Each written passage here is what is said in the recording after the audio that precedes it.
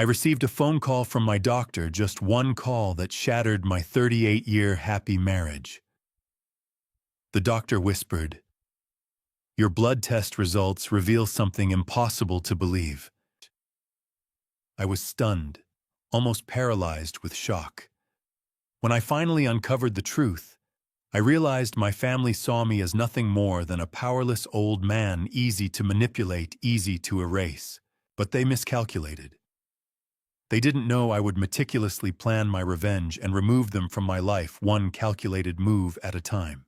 I'm incredibly grateful you're here with me on this journey. Before we begin, I'd love to know, where in the world are you watching from right now? Drop a comment and let's connect. Quick note: this is a fictional story crafted for entertainment and reflection. While inspired by common life experiences, names, events, and details have been dramatized for storytelling impact. The lessons, however, remain deeply meaningful. The fluorescent lights hummed overhead. In that particular way, hospital lights always do, sterile, clinical, utterly indifferent to the lives unraveling beneath them. I'd been coming to Legacy Emmanuel Medical Center for annual physicals for 20 years, ever since Dr. Harriman retired. At 63, I considered myself fortunate. No medications, except occasional aspirin, still active enough to oversee Thompson HVAC systems, still beating younger guys at golf most Saturdays. Dr. Patterson walked in, carrying a manila folder, setting it down carefully, deliberately, like a man handling evidence. Something about that gesture made my stomach tighten before he spoke. "David," he said, settling onto the rolling stool, "your blood work came back and there's something we need to discuss." I straightened. "What is it?" "Cholesterol finally catching up. Your levels are excellent across the board. Heart, liver, kidneys, all functioning beautifully."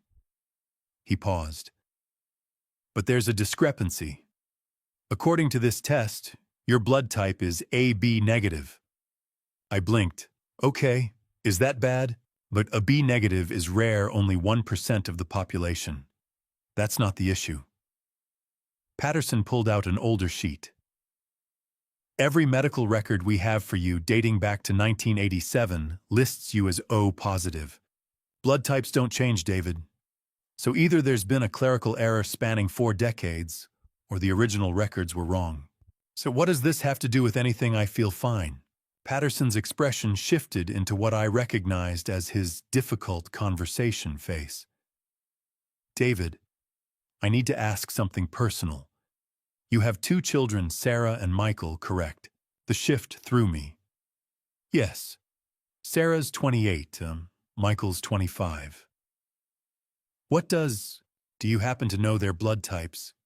"Sarah's O positive. I remember because she donated blood in high school. Michael's O positive, too. He needed stitches after a skateboarding accident, and the ER nurse mentioned it matched mine." "Why?" Patterson leaned forward. "David, if you're AB negative, it's genetically impossible for you to have children with O positive blood. AB blood types result from inheriting an A allele from one parent and a B allele from the other. O positive requires 2 O alleles, one from each parent. An AB parent physically cannot pass on an O allele." The words made sense individually, but strung together. They formed a sentence my brain refused to process. I heard myself laugh, a sharp sound that didn't belong to me. No. There has to be a mistake. Labs screw up, right? That was my first thought too, which is why I want to run the test again, different lab, expedited processing. "But David," he hesitated, "you should prepare yourself for the possibility that the results will be the same." I drove home in a fog. The wipers scraped across my windshield in rhythmic intervals, oddly loud in the cab's silence. Cedar Hills looked exactly as it always did. Tree-lined streets, well-maintained craftsman homes. Our house sat at the end of Saltzman Road, bought in 1995, when Thompson HVAC finally turned profitable. Jennifer's silver Lexus sat in the driveway. Through the window, I could see her moving around the kitchen, probably starting dinner. 38 years of marriage meant I could read her routines like sheet music. I sat in my truck for 5 minutes, hands gripping the steering wheel trying to figure out what I'd say. "Hey honey, funny thing at the doctor's. Turns out I might not be our kid's biological father." When I finally went inside, Jennifer looked up from chopping vegetables, smiled that warm smile that had first caught my attention at Portland State in 1985. "How was Dr. Patterson? Did he tell you to stop eating bacon? I see you, clean bill of health." I heard myself say the lie sliding out smoothly. "Everything's fine." "That's wonderful." She kissed my cheek, smelling of Chanel and something savory. "Sarah called. She and Marcus want to come for dinner Sunday." Sarah, our daughter. The little girl I'd taught to ride a bike, whose scraped knees I'd bandaged, whose college tuition I'd paid in full. O-positive Sarah, who supposedly couldn't be mine. "Sure," I said. "That's fine." March 21st arrived after 6 days that felt like 6 years. I'd told Jennifer I had a follow-up appointment and drove back to Legacy Emanuel with my stomach churning. Patterson didn't make me wait.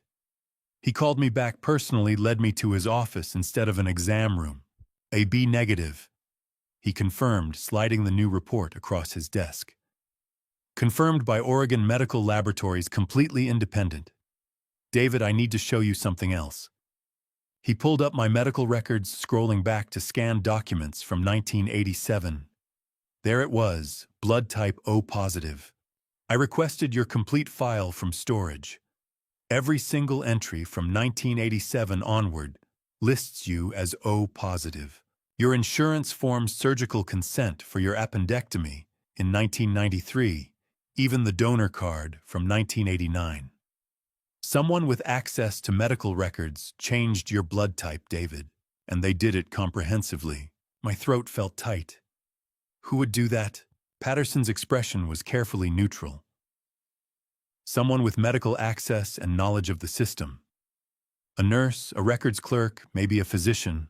Carol, Jennifer's younger sister, who'd worked as a nurse at Legacy Emanuel throughout the 90s.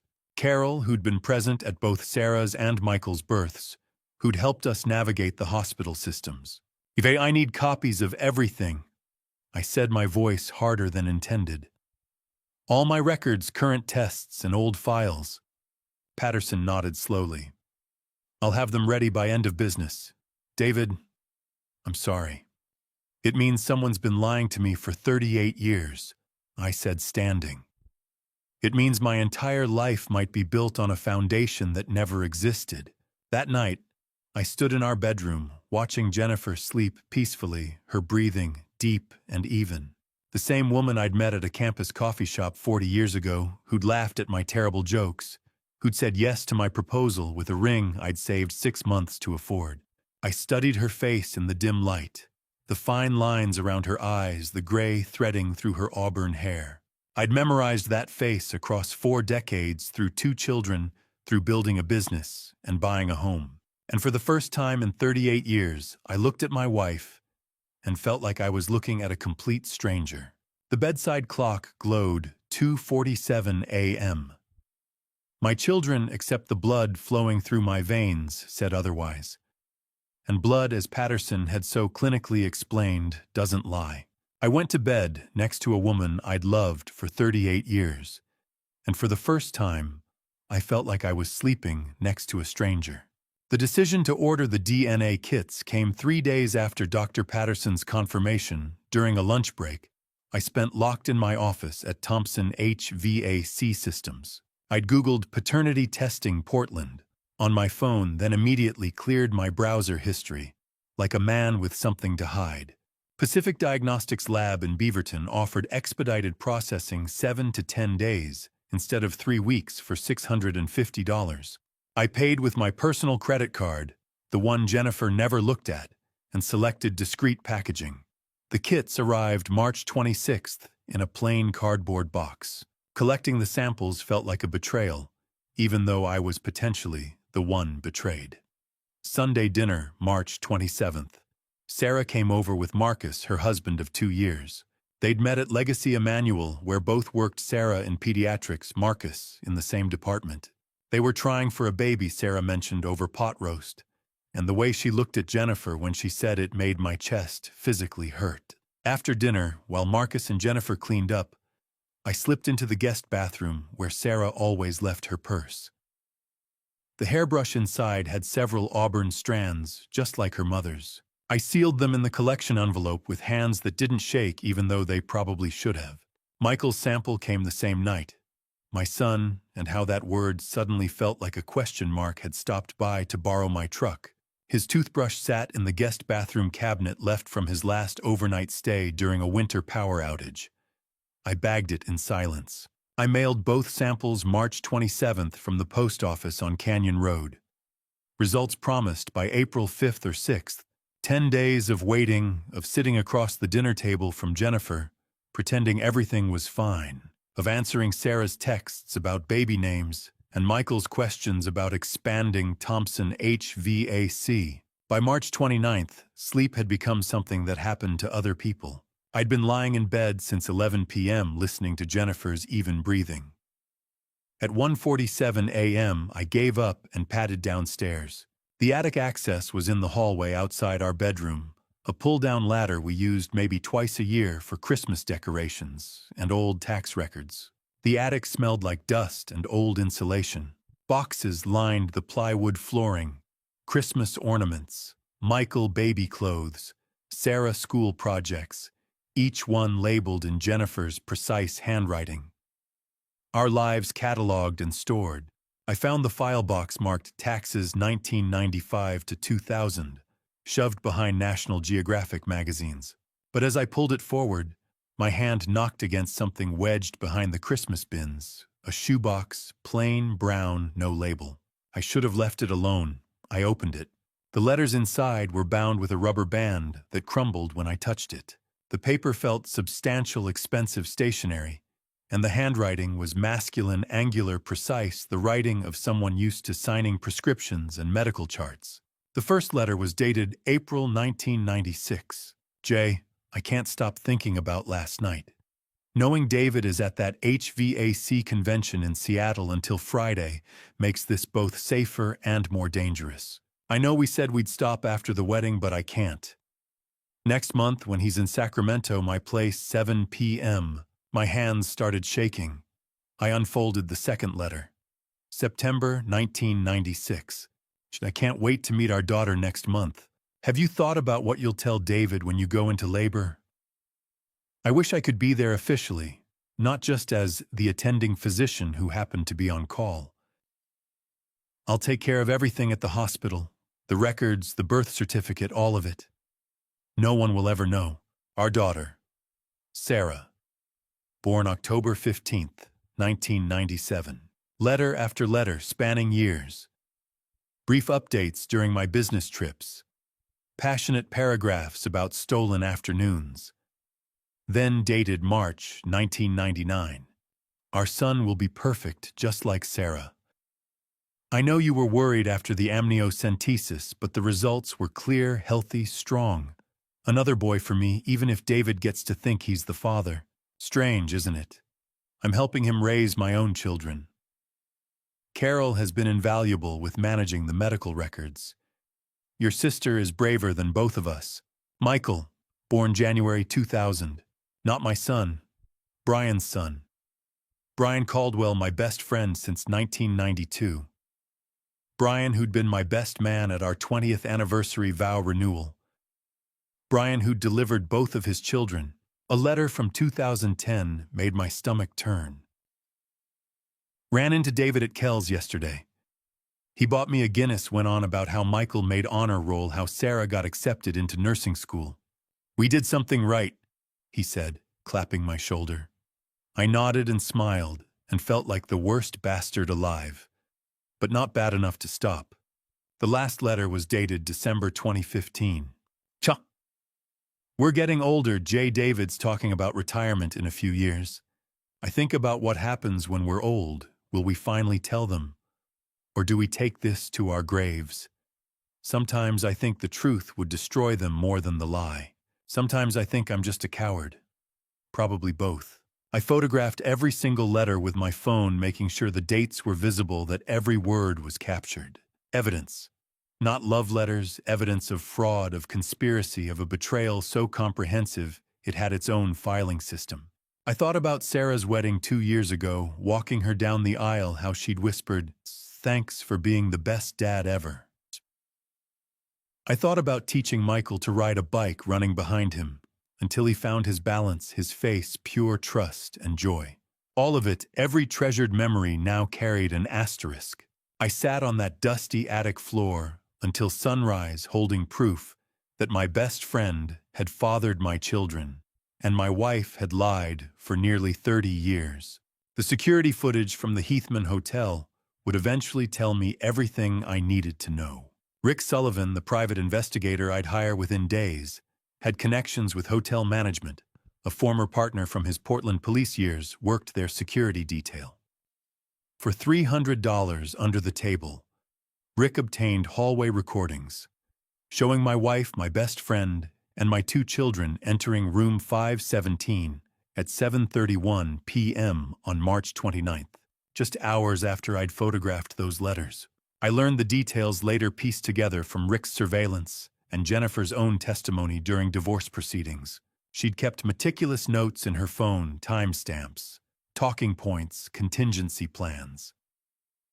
According to those notes, Jennifer called Brian first at 6:47 p.m. using a burner phone app. The message was simple. Emergency. Heathman room 517, 7:30. Bring Sarah and Michael. Room 517 cost $280 a night. Jennifer paid cash, another detail that would surface later. She'd been withdrawing $300 every other week from our joint account for 6 months, categorizing it as real estate marketing expenses. I'd signed off on every statement without looking twice. Brian arrived first at 7:24 p.m. Sarah and Michael showed up together at 7:29 p.m. That detail should have told me everything they'd coordinated. They'd planned their response, because I'd learn later that Sarah and Michael had known the truth since 2013. Since she was 16 and he was 13, they'd known Brian was their biological father. They'd known, and they'd looked me in the eye every Christmas, every birthday, every Father's Day, and called me Dad while cashing the checks I wrote for their education, their weddings, their lives. Rick's audio reconstruction, pulled from a parabolic microphone in the adjacent room during his follow-up investigation, captured most of the conversation. Jennifer spoke first. "David knows something. He's been acting strange since that doctor's appointment. Won't look me in the eye. Asked weird questions about the kids' medical histories." "What kind of questions?" Brian's voice cautious. "Size, blood types, genetic conditions. Whether there were any surprises during the pregnancies." A pause. "He went up to the attic this morning. I saw the access ladder down. Boxes were moved." Michael's voice cut through harder than Brian's. "So what? Even if he found something, he can't prove anything. We're his kids on paper. Birth certificates say David Morrison father. That's legal documentation. Michael's right. Sarah, my little girl. Any DNA test would need our consent. We're adults. We can refuse. And even if he somehow got samples, what's he going to do? Contest paternity of 2 grown children? No court will undo that." Listening to Rick's playback weeks later, I'd sit in his office and feel something calcify in my chest. He might try to cut us out of the will," Michael continued. "Or sell Thompson HVAC out of spite, liquidate everything before we can establish our claim." Your claim," Brian's voice sharpened. "Jesus, Michael, that's David we're talking about." "My David is exactly that. He's a business asset we've been managing for decades. And if he's about to become a liability, we need to secure our position now." I would replay that audio 17 times, listening to my son refer to me as a business asset that needed managing. Jennifer regained control. "Here's what we do. We maintain everything exactly as normal. Brian, keep your Thursday nights with David at Qley's. Sarah, resume Sunday dinners. Be the loving daughter. And all of us, we prepare for the possibility that he knows. Michael, schedule a consultation with that elder law attorney. We need to understand our legal rights if he becomes incompetent to manage his affairs. Brian's sharp intake of breath. Jesus Christ, Jennifer. You're talking about declaring him mentally unfit. I'm talking about protecting our family. That company is our children's inheritance. If David's about to burn everything down because of some genetic technicality, then yes, we prepare our options. The meeting broke up at 8:43 p.m. 73 minutes to conspire against a man who was probably making backup copies of love letters, proving his entire life was fiction. I didn't know any of this on April 1st when I called Brian and suggested our usual Thursday beers at Qley's. All I knew was that I needed one more piece of the puzzle. DNA. Brian's DNA compared against Sarah's and Michael's would give me courtroom-ready proof. Qley's Irish restaurant sits at 112 Southwest 2nd Avenue in Old Town. Brian and I had been coming here since the early 90s. The staff knew us had our usual table near the window. I arrived first and ordered 2 pints. Brian walked in at 6:47 p.m. exactly on time. If he was nervous, he hit it well. But I'd spent 30 years reading people across negotiating tables. I knew how to spot a liar. Brian was working too hard at being casual. How's the clinic? I asked. Busy, spring births, delivered twins yesterday. He was good, using his work as camouflage. Jennifer said you had your physical. Brian continued. Everything, check out. There it was. The real question underneath the casual phrasing. I smiled. Clean bill of health. Doc said I'm healthier than guys half my age. Brian's shoulders dropped. Relief. He believed me. We talked basketball, his daughter's college acceptances, Thompson HVAC's expansion plans. Normal. Easy. At 8:15 p.m., Brian excused himself to the restroom. The moment he disappeared, I moved. The Ziploc bag was in my jacket pocket. I wrapped my handkerchief around Brian's pint glass, lifted it carefully, making sure I had good prints and saliva residue, slid it into the bag, sealed it. Brian's phone buzzed when he returned.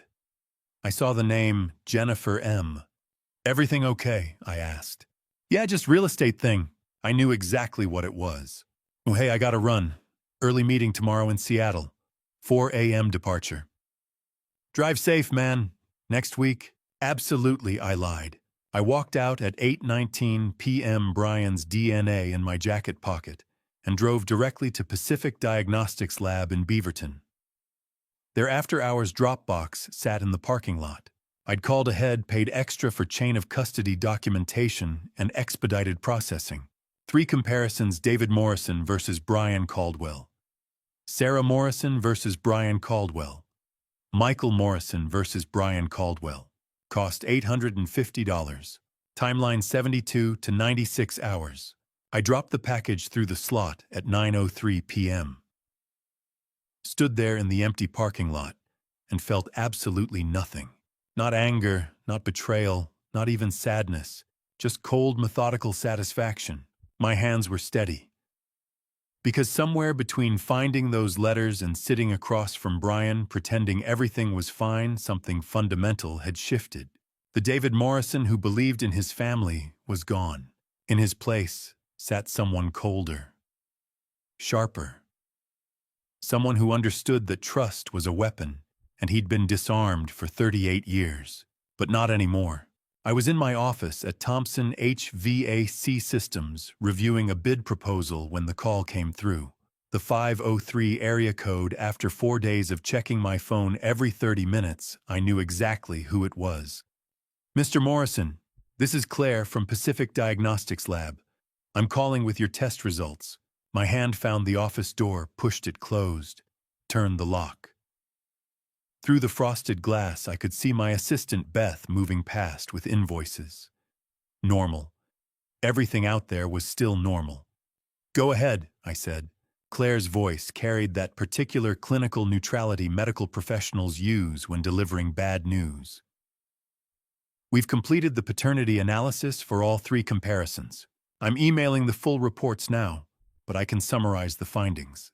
The email notification pinged. I pulled it up, Claire's voice continuing while my eyes found the bolded numbers. Comparison 1, David Morrison and Sarah Morrison. Probability of paternity 0.00%. The words were just sounds at first, even though I'd been expecting them.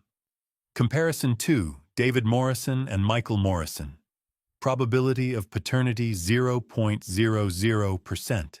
My hand holding the phone was steady. That surprised me. Comparison 3, Brian Caldwell and Sarah Morrison. Probability of paternity 99.97%. And Brian Caldwell and Michael Morrison. Probability of paternity 99.98%. Thank you, Claire. I read the report again, then a third time as if the numbers might rearrange themselves. They didn't. 38 years of marriage. 2 children I'd raised from birth, whose college tuitions I'd paid $135,000 between them.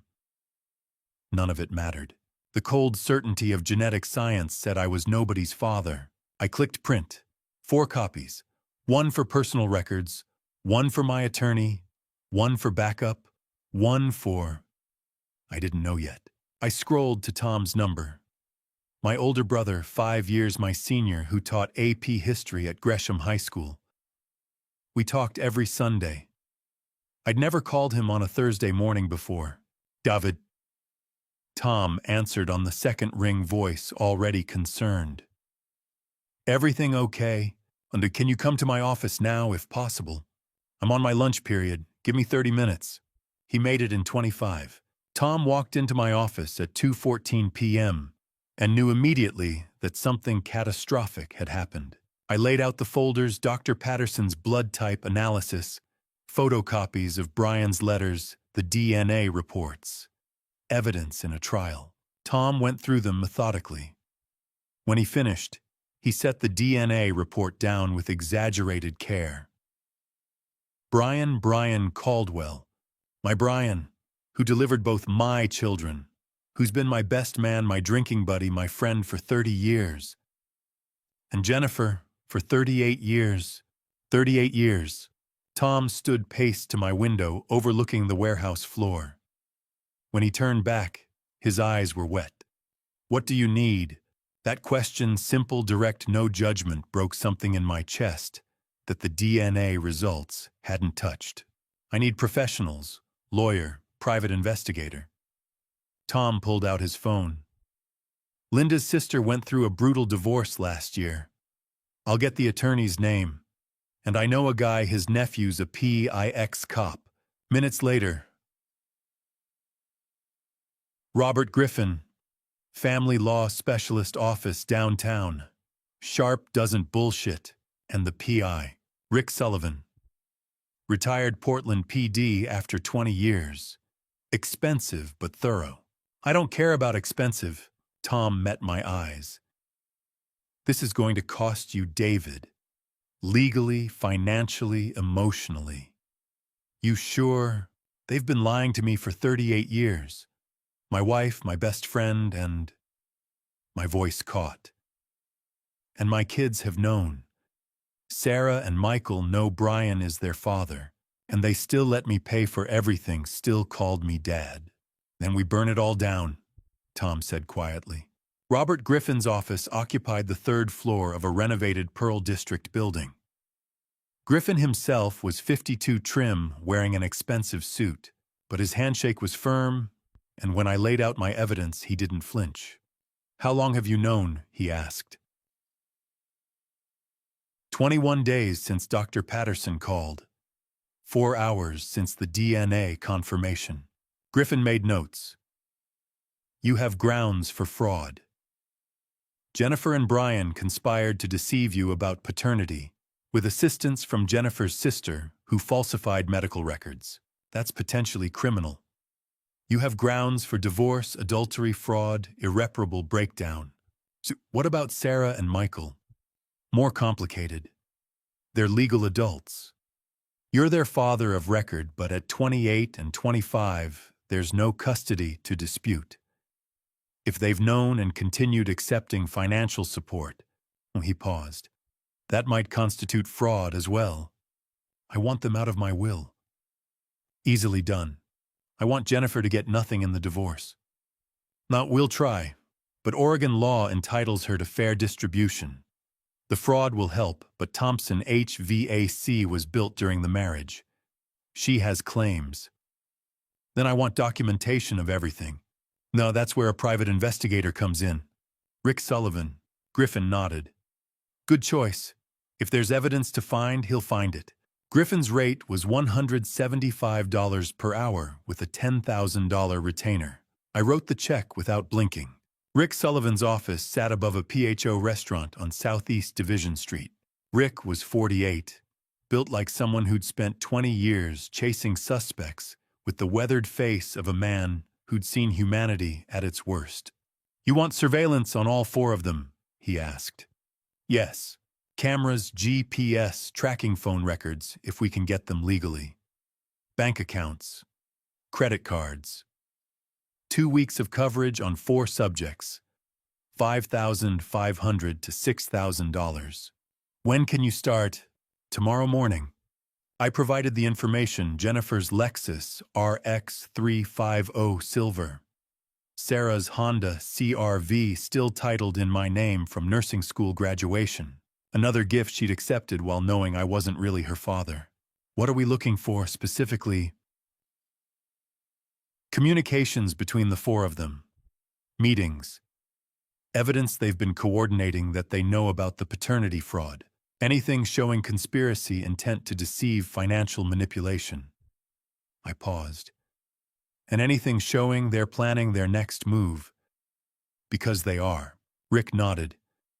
People who've been lying this long don't sit around waiting to get caught. They're already scheming. We shook hands. I wrote another check for $3,000 up front. As I left, descending past the PIO restaurant's fragrant steam, I felt something shift. Not healing, but purpose, direction. By April 8th, I had an attorney, a private investigator, and a brother who'd promised to stand by me. I had DNA reports, 12 love letters, falsified medical records, and a rage so cold it felt like clarity. I wasn't a victim anymore. I was going to war. Rick's text came through at 4:47 p.m. while I was pretending to review quarterly tax documents. 3 days into surveillance, and my I had already caught them coordinating. Subject 4, Carol Brennan, 59. F. Met. Subject 1, Jennifer Morrison, 62. F. at Waterfront Park. April 8th, 2:15 to 3:40 p.m. Conversation appeared heated. Recommend immediate follow-up. Carol, Jennifer's older sister, the woman who'd worked labor and delivery at Legacy Emanuel for 26 years. The woman who, according to Brian's letters, had been invaluable with managing the medical records. I called Rick back. Give me her address. He texted it 30 seconds later. A modest rambler in Milwaukee, 18 minutes from my office. I made it in 14. I knocked at 6:03 p.m. Carol opened the door wearing yoga pants and an oversized Thorns sweatshirt, reading glasses pushed up on her graying blonde hair. Her face shifted from confused to worried. David is everything. We need to talk. I stepped past her into the entryway. Kitchen. I pulled the manila envelope from my jacket, set the DNA reports on her dining table, fanned them out like a dealer showing a royal flush. Carol went white. She gripped the back of a chair, knuckles blanching. Sit down, I said quietly. Because we're going to have a very honest conversation. She sat. I remained standing. I know you altered my medical records in 1987. I know you changed my blood type from AB negative to O positive. I know you helped Brian falsify birth certificates for Sarah and Michael. You have one chance to tell me everything. Carol's hands shook. How long have you known? Answer my questions, Carol. Don't ask your own. She nodded, defeated. Jennifer called me in 1996, panicking. Said she was pregnant and it wasn't yours, and if anyone checked blood types, they'd know. Asked me to change your records retroactively. Said it was the only way to protect the family. Then there was Michael. She nodded miserably. 1999. Jennifer called again. By then I was in too deep. If I confessed, I'd lose my license, maybe go to jail. Do Sarah and Michael know? I asked. Do they know Brian is their biological father? Carol's hesitation was answer enough. Carol. Do they know? Yes. Jennifer told them. Sarah was 16, Michael was 13. That was 2013. She made them promise not to tell you. My children had known for 12 years that I wasn't their biological father, and they'd looked me in the eye every Christmas, every Father's Day, and called me Dad while cashing the checks I wrote for their education, their weddings, their lives. I gathered the DNA reports. You're right. You are in too deep. But that's not my problem anymore. 3 days later, Rick called. Get to my office, now. I made it to Southeast Division Street in 20 minutes. Rick met me at the door with the grim expression of a homicide detective about to show crime scene photos. Your wife, your friend, and both your kids met at your Mount Hood cabin on April 10th. All 4 of them. I installed cameras on the access road audio equipment inside. You need to hear what they discussed. He played the audio. Jennifer's voice came through first, tinny but clear. Since March 15th when he went to Patterson, he's been different. Quiet. Watching us. Could he know about the blood type? Brian, anxious. If he does, we need to move faster. Michael, cold and calculating. Move faster on what? Sarah, cautious. The nursing home plan. We've been planning for 8 months. Time to accelerate. Rick paused the playback. This is where it gets bad. Michael's voice explained with precision. I met with Patterson, the elder law attorney, in February. He confirmed that if we can get 3 doctors to sign off on cognitive decline, we can petition for conservatorship. Mom gets power of attorney, Dad goes into assisted living, we liquidate Thompson HVAC and split the assets before he has a chance to change his will. 3 doctors. Jennifer, considering. Brian's one. Who else? I've been documenting behavioral changes, forgetfulness, confusion, mood swings for 6 months. Sarah's voice. I can testify as a medical professional that I've observed these symptoms. And I've mentioned to colleagues at Legacy that I'm concerned about a family member showing signs of early dementia. Brian. If David ever gets evaluated, there's already a narrative in place. Rick stopped the audio. There's more. 2 hours of them planning how to commit you to memory care, how to forge medical documentation of cognitive decline. They have forged psychological evaluations, David. Fake medical reports. Michael's been building a paper trail for months. Rick pulled up scanned documents. Medical reports on Legacy Emmanuel letterhead, signed by doctors I'd never seen, describing me exhibiting progressive memory loss. Difficulty with executive function. Personality changes consistent with frontotemporal dementia. Dated from October 2024 through March 2025. Testimony statements from Sarah and Michael describing incidents that never happened. Me getting lost, driving home. Me forgetting conversations, me becoming aggressive. All of it fake. Designed to convince a judge I was incompetent, to strip away my autonomy, my freedom, my life. They're planning to lock you up, Rick said quietly. And steal everything you built. The paternity fraud I could almost understand. But this was active malice. Premeditated destruction. My children had decided the man who raised them was an obstacle to be eliminated. Copy everything, I said. Every frame of video, every second of audio, every forged document. Send it to Griffin, send me 3 backup copies. Already done. Good. because we're going to bury them. The tears came without warning. I'd walked out of Rick's office at 5:23 p.m., climbed into my truck, and driven downtown on autopilot. Found myself at Waterfront Park, parked near the Salmon Street Springs fountain with the engine running. April in Portland meant the park was busy with runners and cyclists. I watched a young father teaching his daughter to ride a bike along the esplanade, her training wheels wobbling, his hand steady on her back, her laughter carrying across the grass. That's when something in my chest finally cracked. I'd taught Sarah to ride a bike on these same paths when she was 6, summer of 2003. She'd fallen twice, scraped her knee, and I'd cleaned the blood while she cried into my shoulder. "It's okay, baby girl. Your dad's got you. I'll always have you." Except I wasn't her dad. Brian was. And Sarah had known for 12 years, since before I paid for nursing school, since before I walked her down the aisle with tears in my eyes. She'd known. They'd both known. And they'd used that knowledge like a weapon. I sat on a bench facing the river and felt the first tear slide hot down my cheek. 38 years of never crying. Not when my father passed. Not when Thompson HVAC nearly went bankrupt. Not even when Dr. Patterson first told me about the blood type impossibility. But hearing Michael's voice on that recording, the boy I'd built a treehouse with, hearing him discuss liquidating my business and institutionalizing me like I was a problem to be solved instead of a human being who'd loved him unconditionally for 25 years, that broke me. I called Tom. Couldn't speak when he answered, just made some sound that wasn't quite words. "David!" His voice shifted to alarm.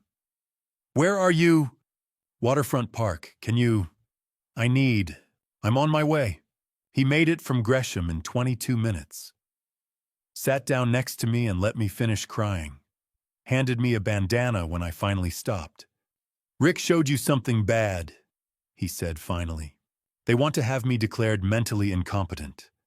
Lock me in a nursing home. Steal everything. And the kids are leading it. They've known about Brian for 12 years, and they've been planning this for months. Forging medical records. Jesus Christ. I raised them. I was there for every skinned knee, every bad grade, every heartbreak. And they're going to lock me away like I'm garbage." Tom's jaw worked. When he spoke, his voice was quiet and absolutely certain. "They don't deserve your tears, brother. I stopped. Couldn't finish the sentence because they weren't. Listen to me." Tom turned to face me, tears in his own eyes now. "You are a good man who loved people who didn't deserve it. That doesn't make you weak. It makes them monsters.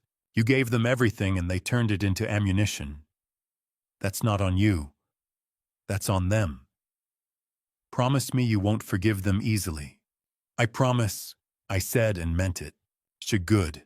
Because we're going to make them answer for every lie, every theft, every day they looked you in the eye and played you for a fool. We sat there until sunset, turning the river copper and gold.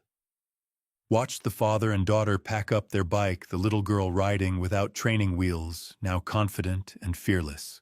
I used to be that person for Sarah and Michael. Now I was just the mark they'd been running a con on. Tom drove me back to Cedar Hills. I walked through my front door at 7:41 p.m. to find Jennifer in the kitchen, making Tuesday night tacos, the smell of cumin and garlic hanging in the air, like everything was normal. She looked up, smiled. "There you are, I was getting worried." I walked past her without a word, went straight to my study, locked the door. Heard her knock tentatively. Ignored it all. The war had officially begun. The next morning, April 13th at 7:08 a.m. My phone rang with a number I didn't recognize. "Mr. Morrison." A woman's voice, educated and controlled with an edge underneath. "My name is Diane Caldwell. I believe you know my husband, Brian. I think you and I need to talk." I set down my coffee mug carefully. "Mrs. Caldwell." "Diane, please. And I'm calling because I know. I've known about Brian and your wife for 5 years now. Found the evidence in 2020 emails, financial records. I hired my own investigator, built my own case, and now I think we should combine our efforts. But why now? Because my investigator informed me yesterday that you've hired Rick Sullivan. You're building a case. So am I. It's time we work together. 2 hours later, I sat across from Diane Caldwell in a small cafe on Northwest 23rd Avenue. She looked exactly like what she was, a doctor's wife of 35 years, well-maintained, understated jewelry, cold, calculating eyes. She slid a slim folder across the table. Bank statements showing transfers from Brian to Jennifer, $42,000 yearly for 15 years, totaling $625,000. Hotel receipts from the Heathman, dating back to 2018, always room 517. Photographs of Brian and Jennifer together, time-stamped and cataloged. I confronted Brian in 2020. He begged forgiveness, promised to end it. I told him to sign a post-nuptial agreement giving me $7.5 million if I could ever prove he'd cheated again. Diane's smile was sharp as broken glass. He signed in January 2021, and he kept cheating. So now that money is mine. Then what are you proposing? Coordinated attack. We confront them together, you and me, Brian and Jennifer, in the same room. We present our evidence simultaneously. We file for divorce on the same day in the same courthouse. We make it a public spectacle that ruins their reputations. I studied her face, found only the same cold rage I saw in my own mirror. You really want to burn it all down, I said. Don't you? I thought about Sarah's voice discussing my cognitive decline. Michael calculating Thompson HVAC's liquidation value. Jennifer and Brian, 38 years of lies. Yes, I said. I do. Diane extended her hand. I shook it. Then let's make them suffer, Mr. Morrison, she said quietly. They've earned it. They have, I agreed. I'd made the reservation that morning, requesting the private dining room adjacent to room 517, where Jennifer and Brian had spent countless afternoons. Rick Sullivan arrived at 4:30 to install recording equipment. Oregon's one-party consent law meant that as long as I knew about the recording, the audio would be admissible in court. You sure you want to do this? Rick asked. People get unpredictable when they're cornered. I'm counting on it, I said. Jennifer arrived at 6:03 p.m., wearing a navy dress I'd bought her for Christmas, hair styled the way I liked it. She looked nervous but hopeful. Probably thought I'd called this dinner to work on our marriage. David, she said, kissing my cheek. This is unexpected. Are we celebrating something? Sit down, Jennifer. We're waiting for one more person. It's one more who? The door opened. Brian Caldwell walked in, wearing his charcoal suit, confident smile already forming. I watched my wife's face drain of all color. David, your assistant said you wanted to discuss HVAC contracts at the hospital. He stopped when he saw Jennifer.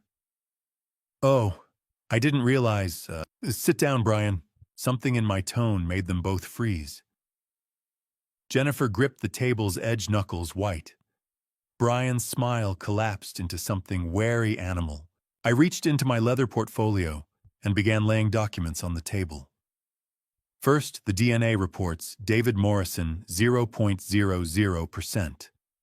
Brian Caldwell, 99.97%. 99.98%. Then the letters, Brian's letters from our attic spanning 19 years. Then photographs from Diane's investigator, Brian and Jennifer, entering this hotel, sitting in his car, walking in Washington Park. This is what's going on, I said quietly. Brian opened his mouth, closed it. Those could be, this isn't what it looks. David, let me explain. I don't. I pulled out my phone, queued up the Mount Hood cabin recording. Let's start with this. I pressed play. Jennifer's voice filled the room. Since March 15th, when he went to Patterson. He's been different. Brian, could he know about the blood type?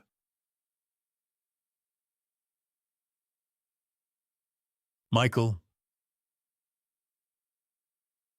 time to accelerate the nursing home plan. Sarah. I can testify as a medical professional that I've observed these symptoms. I let it play for 2 minutes, then stopped it. 38 years. I said, voice steady and cold. 38 years, Jennifer. You let me believe Sarah and Michael were mine. You let me pay for their lives, raise them, love them.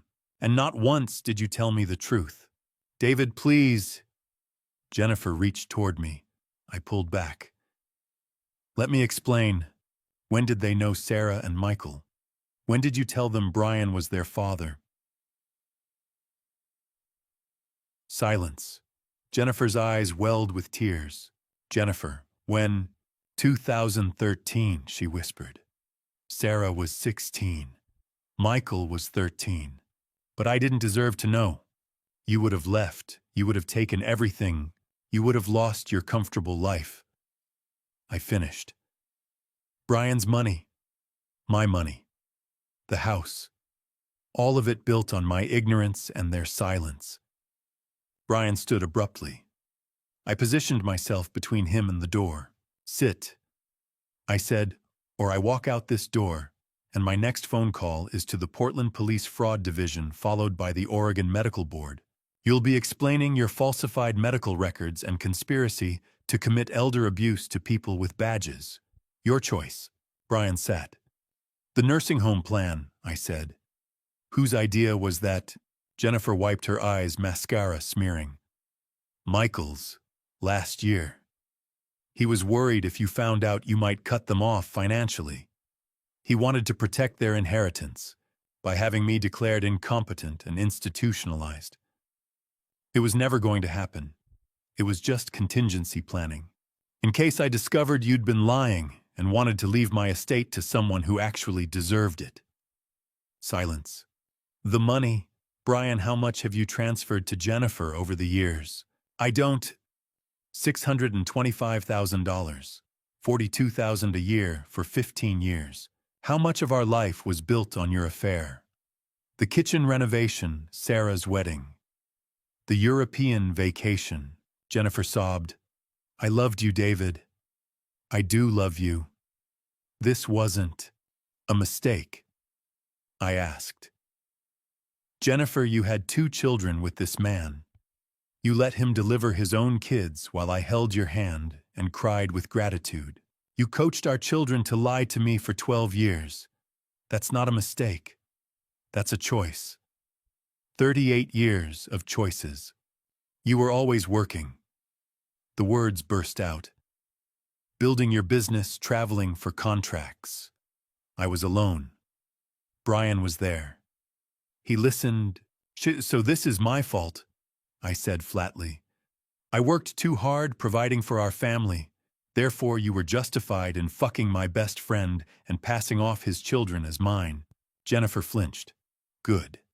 And Carol, I said. How did you convince her to falsify my medical records? She volunteered, Brian said quietly, face gray. When Jennifer told her about the pregnancy in 1996, Carol said she'd fix it. Change your blood type so no one would question paternity. She was committing fraud, I corrected. But thank you for confirming that on tape. Brian's eyes widened. You're recording this. Oregon is a one-party consent state. I'm consenting. Everything you've both said is now documented evidence. Jennifer made a sound like a wounded animal. David, please. Our marriage we can work through. While it ended the moment you spread your legs for Brian in 1995. Everything since has been a lie I was living and a truth you were hiding. I stood, collected my documents. Divorce papers will be served tomorrow morning. Both of you. Diane Caldwell and I have been coordinating. We're filing simultaneously with matching allegations of fraud, adultery, and conspiracy. Jennifer, you'll get nothing beyond what Oregon law requires. Diane's post-nuptial agreement guarantees her $7.5 million when she proves infidelity, which I tapped my phone, she now can. David, wait. Brian half rose. We're done. You destroyed 38 years of my life. Diane and I are going to make sure you lose everything you built on our backs. I walked to the door, paused, and looked back. Jennifer was crying into her hands. Brian stared at the table, blank with shock. I felt nothing. No triumph, no satisfaction. Just cold emptiness. Part 1 complete, I said and walked out. If you're still here with me, drop a comment and let me know you're still on this journey. And tell me honestly, if you discovered a betrayal this deep after 38 years, what would you do next? Would you walk away quietly or make them face the truth? And just a small note before the story continues. Some parts of what you're about to hear are slightly dramatized for storytelling purposes. If this kind of story isn't for you, feel free to stop here. But if you stay, the consequences are only beginning. I made the calls at 7:30 that morning before Jennifer could warn them. Sarah answered on the third ring, voice thick with sleep. And Dad, is everything okay? The word Dad hit like a fist to the sternum, but I kept my voice level. I need you and Michael at the house. 10 o'clock. It's urgent. What's wrong? Is Mom? 10 o'clock, Sarah, don't be late. I hung up, immediately dialed Michael. He answered with keyboard clicking in the background. David, kind of in the middle of something. Cedar Hills, 10 a.m., family emergency. Be there. Can this wait? No. I spent the next 2 hours setting up. Called Tom at 8, asked him to come over. My brother arrived at 9:15 with coffee and the same grim expression from Waterfront Park. He took one look at my face and nodded. The kids, he said, not a question. The kids. I pulled up Rick's surveillance footage on my laptop, connected it to the TV. Cued the Mount Hood recording to where Michael said, "Accelerate the nursing home plan." Placed my phone on the coffee table with the Heathman audio ready. Arranged the DNA reports and disinheritance documents in a folder. Tom watched me work, said nothing. Just radiated steady, protective presence. Sarah arrived first at 9:58 a.m., parking her Honda CR-V, still titled in my name, the graduation present I'd given her. She looked exhausted, dark circles under her eyes, wearing scrubs. For a moment, seeing her walk up, I felt that old protective instinct flare. Then I remembered the recording of her discussing my supposed cognitive decline, and the instinct died. Michael pulled up 3 minutes later, dressed in dark jeans and button-down, checking his phone, probably calculating how much work time this was costing him. I let them in, led them to the living room where Tom sat.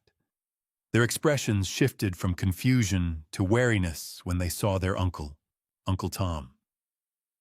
Sarah looked between us. "What's going on? Is Mom okay?" "Sit down," I said. "David, I've got a code review at 11. Michael started. "Sit down." I picked up the TV remote, pressed play without preamble. The screen filled with surveillance footage, our Mount Hood cabin, April 10th, 2:34 p.m. 4 people around the dining table. Jennifer, Brian, Sarah, Michael. Michael's voice clear and businesslike. "We've been planning for 8 months. Time to accelerate the nursing home plan. I met with Patterson, the elder law attorney. He confirmed that if we can get 3 doctors to sign off on cognitive decline, we can petition for conservatorship." Sarah's hand flew to her mouth. Michael went very still. I let it play. Watched them watch themselves conspiring. Watched Sarah's face as her own voice came through. "So I can testify as a medical professional that I've observed these symptoms. That gives us credibility." I stopped the video. Silence filled the room. "Dad," Sarah's voice cracked. "Don't, not yet." I picked up my phone, played the second recording. Jennifer's voice from last night. 2013. Sarah was 16. Michael was 13. I thought they deserved to know the truth. My voice, but I didn't. I stopped it. Set my phone down. Looked at my children, at Brian's children. You've known for 12 years that Brian Caldwell is your biological father. 12 years. Sarah, you were 16, old enough to understand what truth and lies meant. Michael, you were 13, old enough to know right from wrong, that we were confused. Sarah started tears forming. Don't call me Dad. You lost that right. But you raised us. Sarah tried again, voice shaking. You're our father in every way that matters. What matters is that you knew. For 12 years you knew, and you looked me in the eye every Christmas, every Father's Day, and you lied. You let me pay for your nursing school $45,000.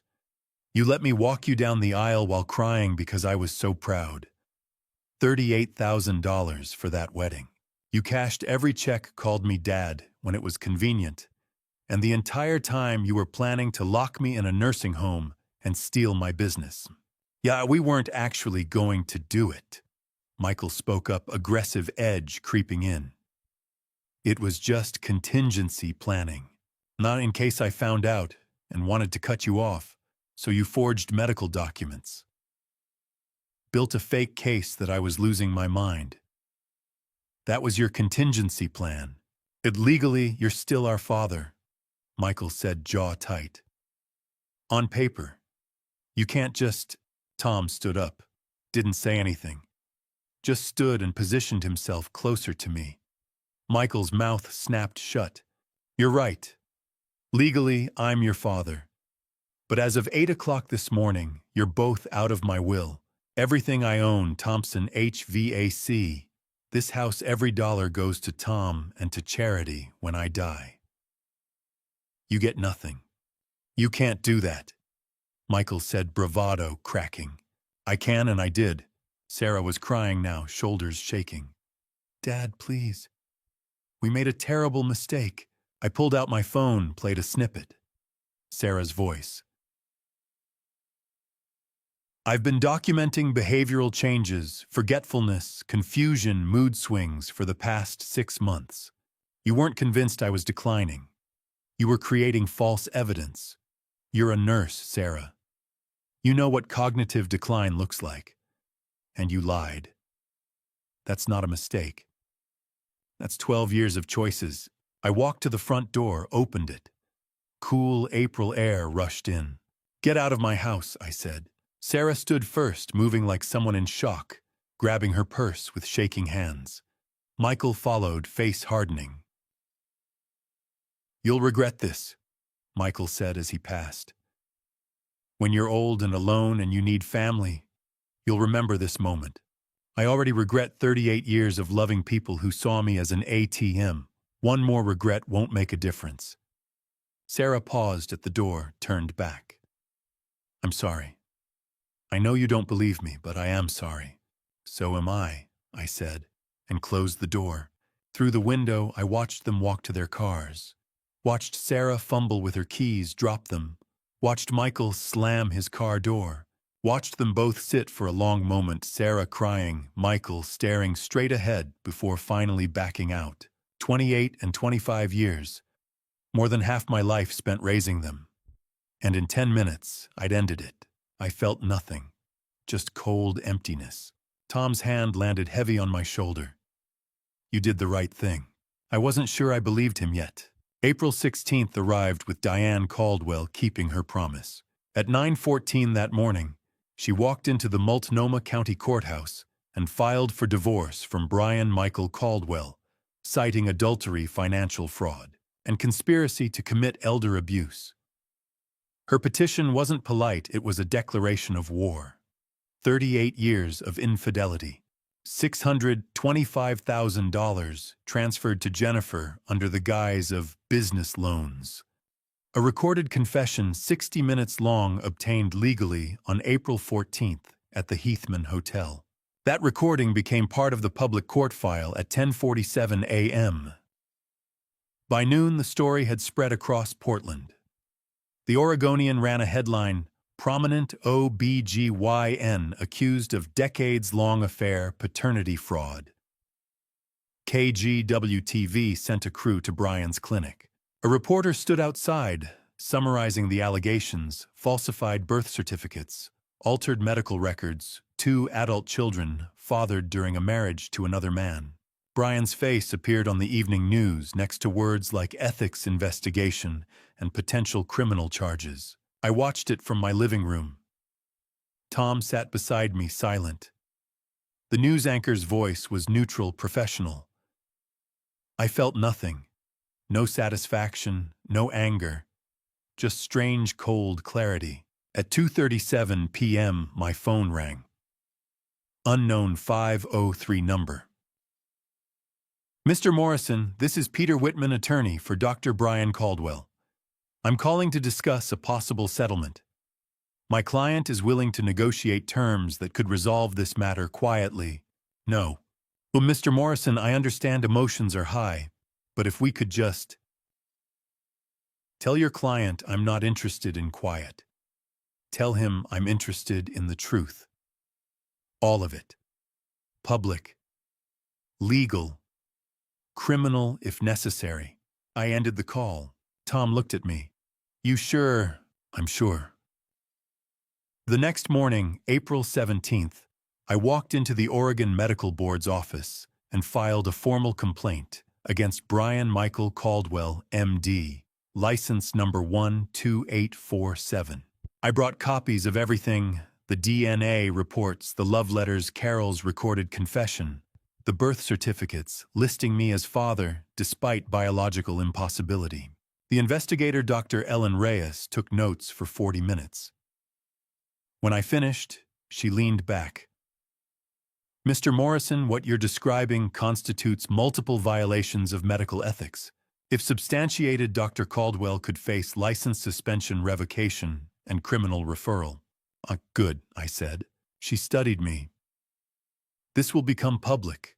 The board's investigation will be a matter of record. I know, and you're prepared for that. I've been living a lie for 38 years. I'm done hiding. April 18th. Jennifer moved out. I came home at 4 p.m. and found half the bedroom closet empty. Her toiletries gone, the Chanel No. 5 missing from the dresser. A note on the kitchen counter, handwritten on a Trader Joe's receipt. I'm staying with Carol. I'll send someone for the rest of my things next week. I'm sorry, David. I never wanted it to end like this. I crumpled the note and threw it in the trash. Tom came over that evening and helped me change all the locks. We worked in silence, the April air cool and damp. When we finished, Tom handed me the new keys. She doesn't live here anymore, he said. I nodded. That same day, I learned that Brian's $3.2 million life insurance policy beneficiary, Jennifer Morrison, had been frozen pending the fraud investigation. Diane's attorney had filed a motion citing it as potential proceeds of a criminal conspiracy. Jennifer had been counting on that money. So had Brian. So had Sarah and Michael. Now it was untouchable. April 20th, 3:47 p.m. I was at Thompson HVAC reviewing payroll when Linda Parker, my bookkeeper, knocked.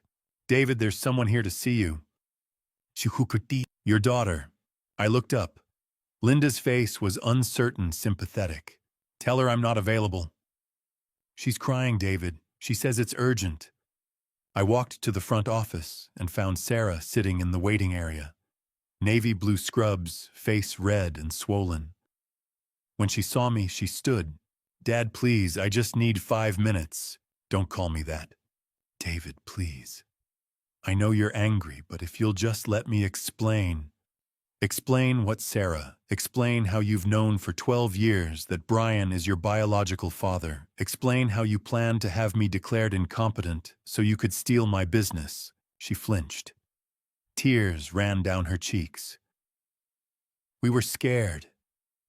Michael said if we didn't act, you'd disinherit us. I gave you everything. $45,000 for your nursing degree. $38,000 for your wedding.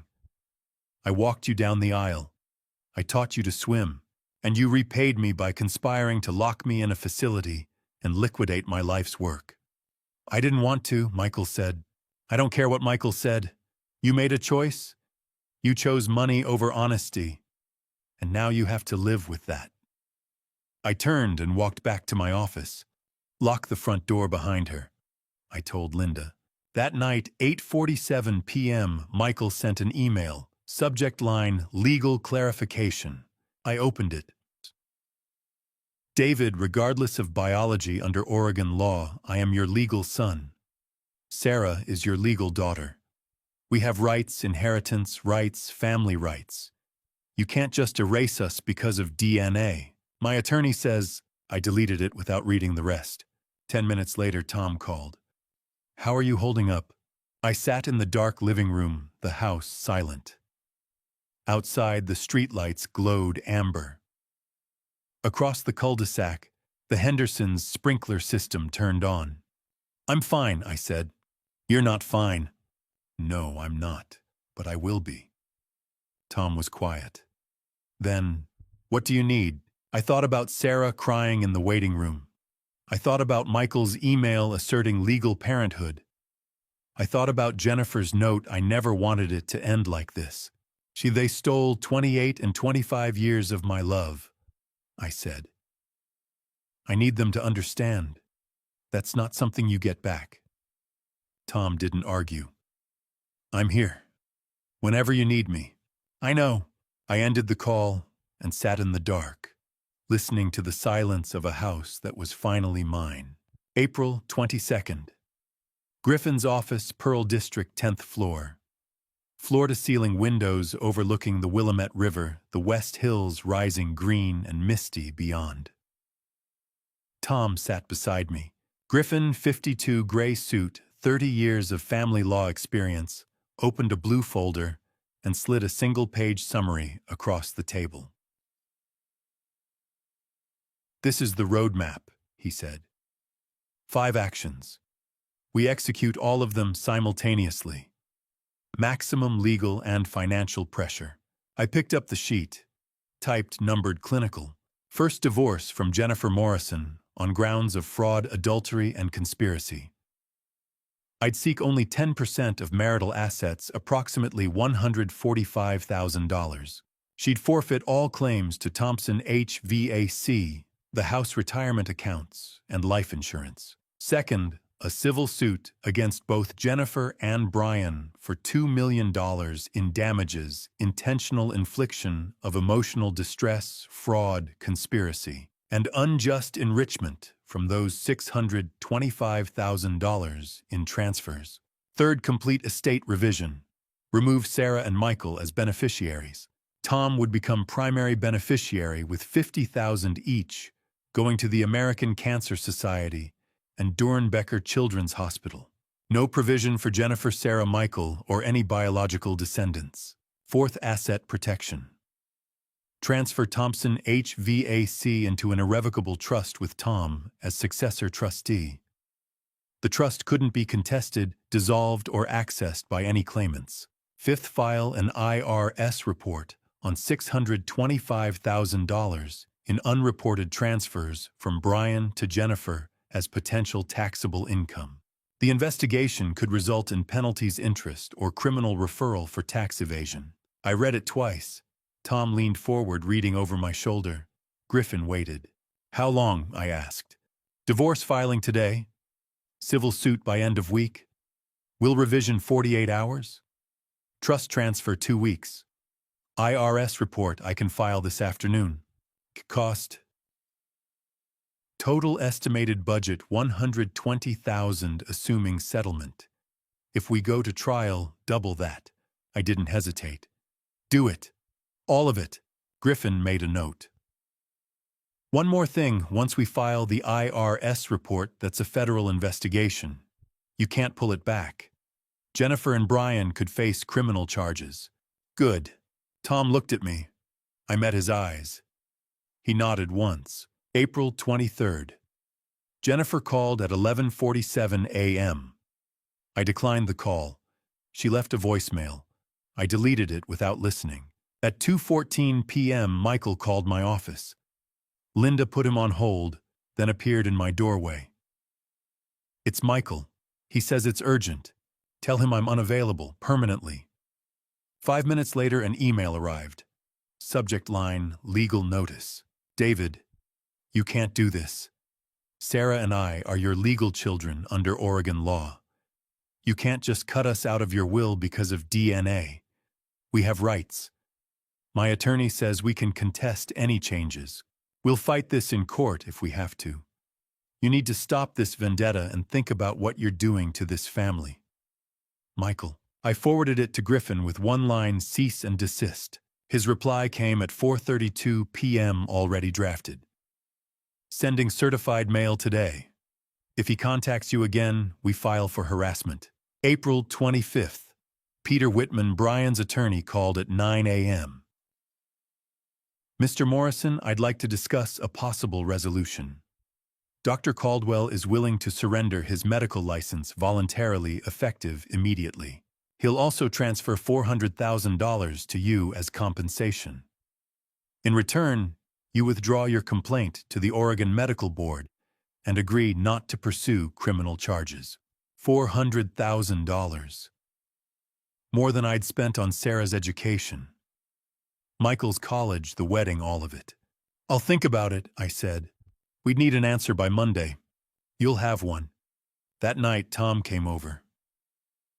We sat on the back deck, cedar boards, string lights, the smell of pine and damp earth. Tom drank a beer. I drank water. How far are you willing to go? Tom asked. What do you mean? Brian's offering you money. A surrender. If you take it, this ends. If you don't... He looked at the dark trees. You keep pushing, someone's going to break. He already broke. 38 years ago, when he decided to sleep with my wife and lie about it. You know what I mean. I did. As far as it takes, I said. Tom nodded slowly. Okay. April 27th, 3:12 a.m. My phone rang. Diane Caldwell's name on the screen.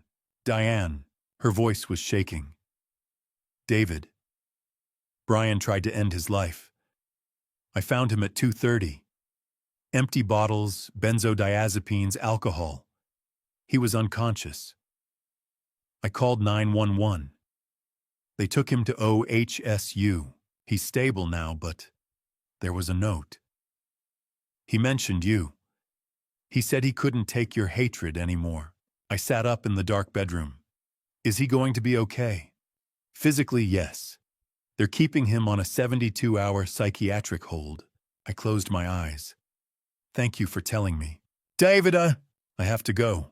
I sat on the edge of the bed for a long time, staring at the dark window. Then I called Tom. He answered on the second ring. David. What's wrong? Brian tried to take his own life. Silence. Then Jesus. He's alive. OHSU. Psychiatric hold. Do you feel responsible? It was the question I'd been asking myself. No, I said. He had 38 years to tell the truth. He chose lies. He chose this. Then why are you calling me at 4 a.m? I didn't have an answer. Tom's voice softened. I'm coming over. He arrived 20 minutes later. We sat in the living room, lights off, just the blue glow of the street lamp filtering through. Tom didn't say much. He just sat there, solid and present. April 28th.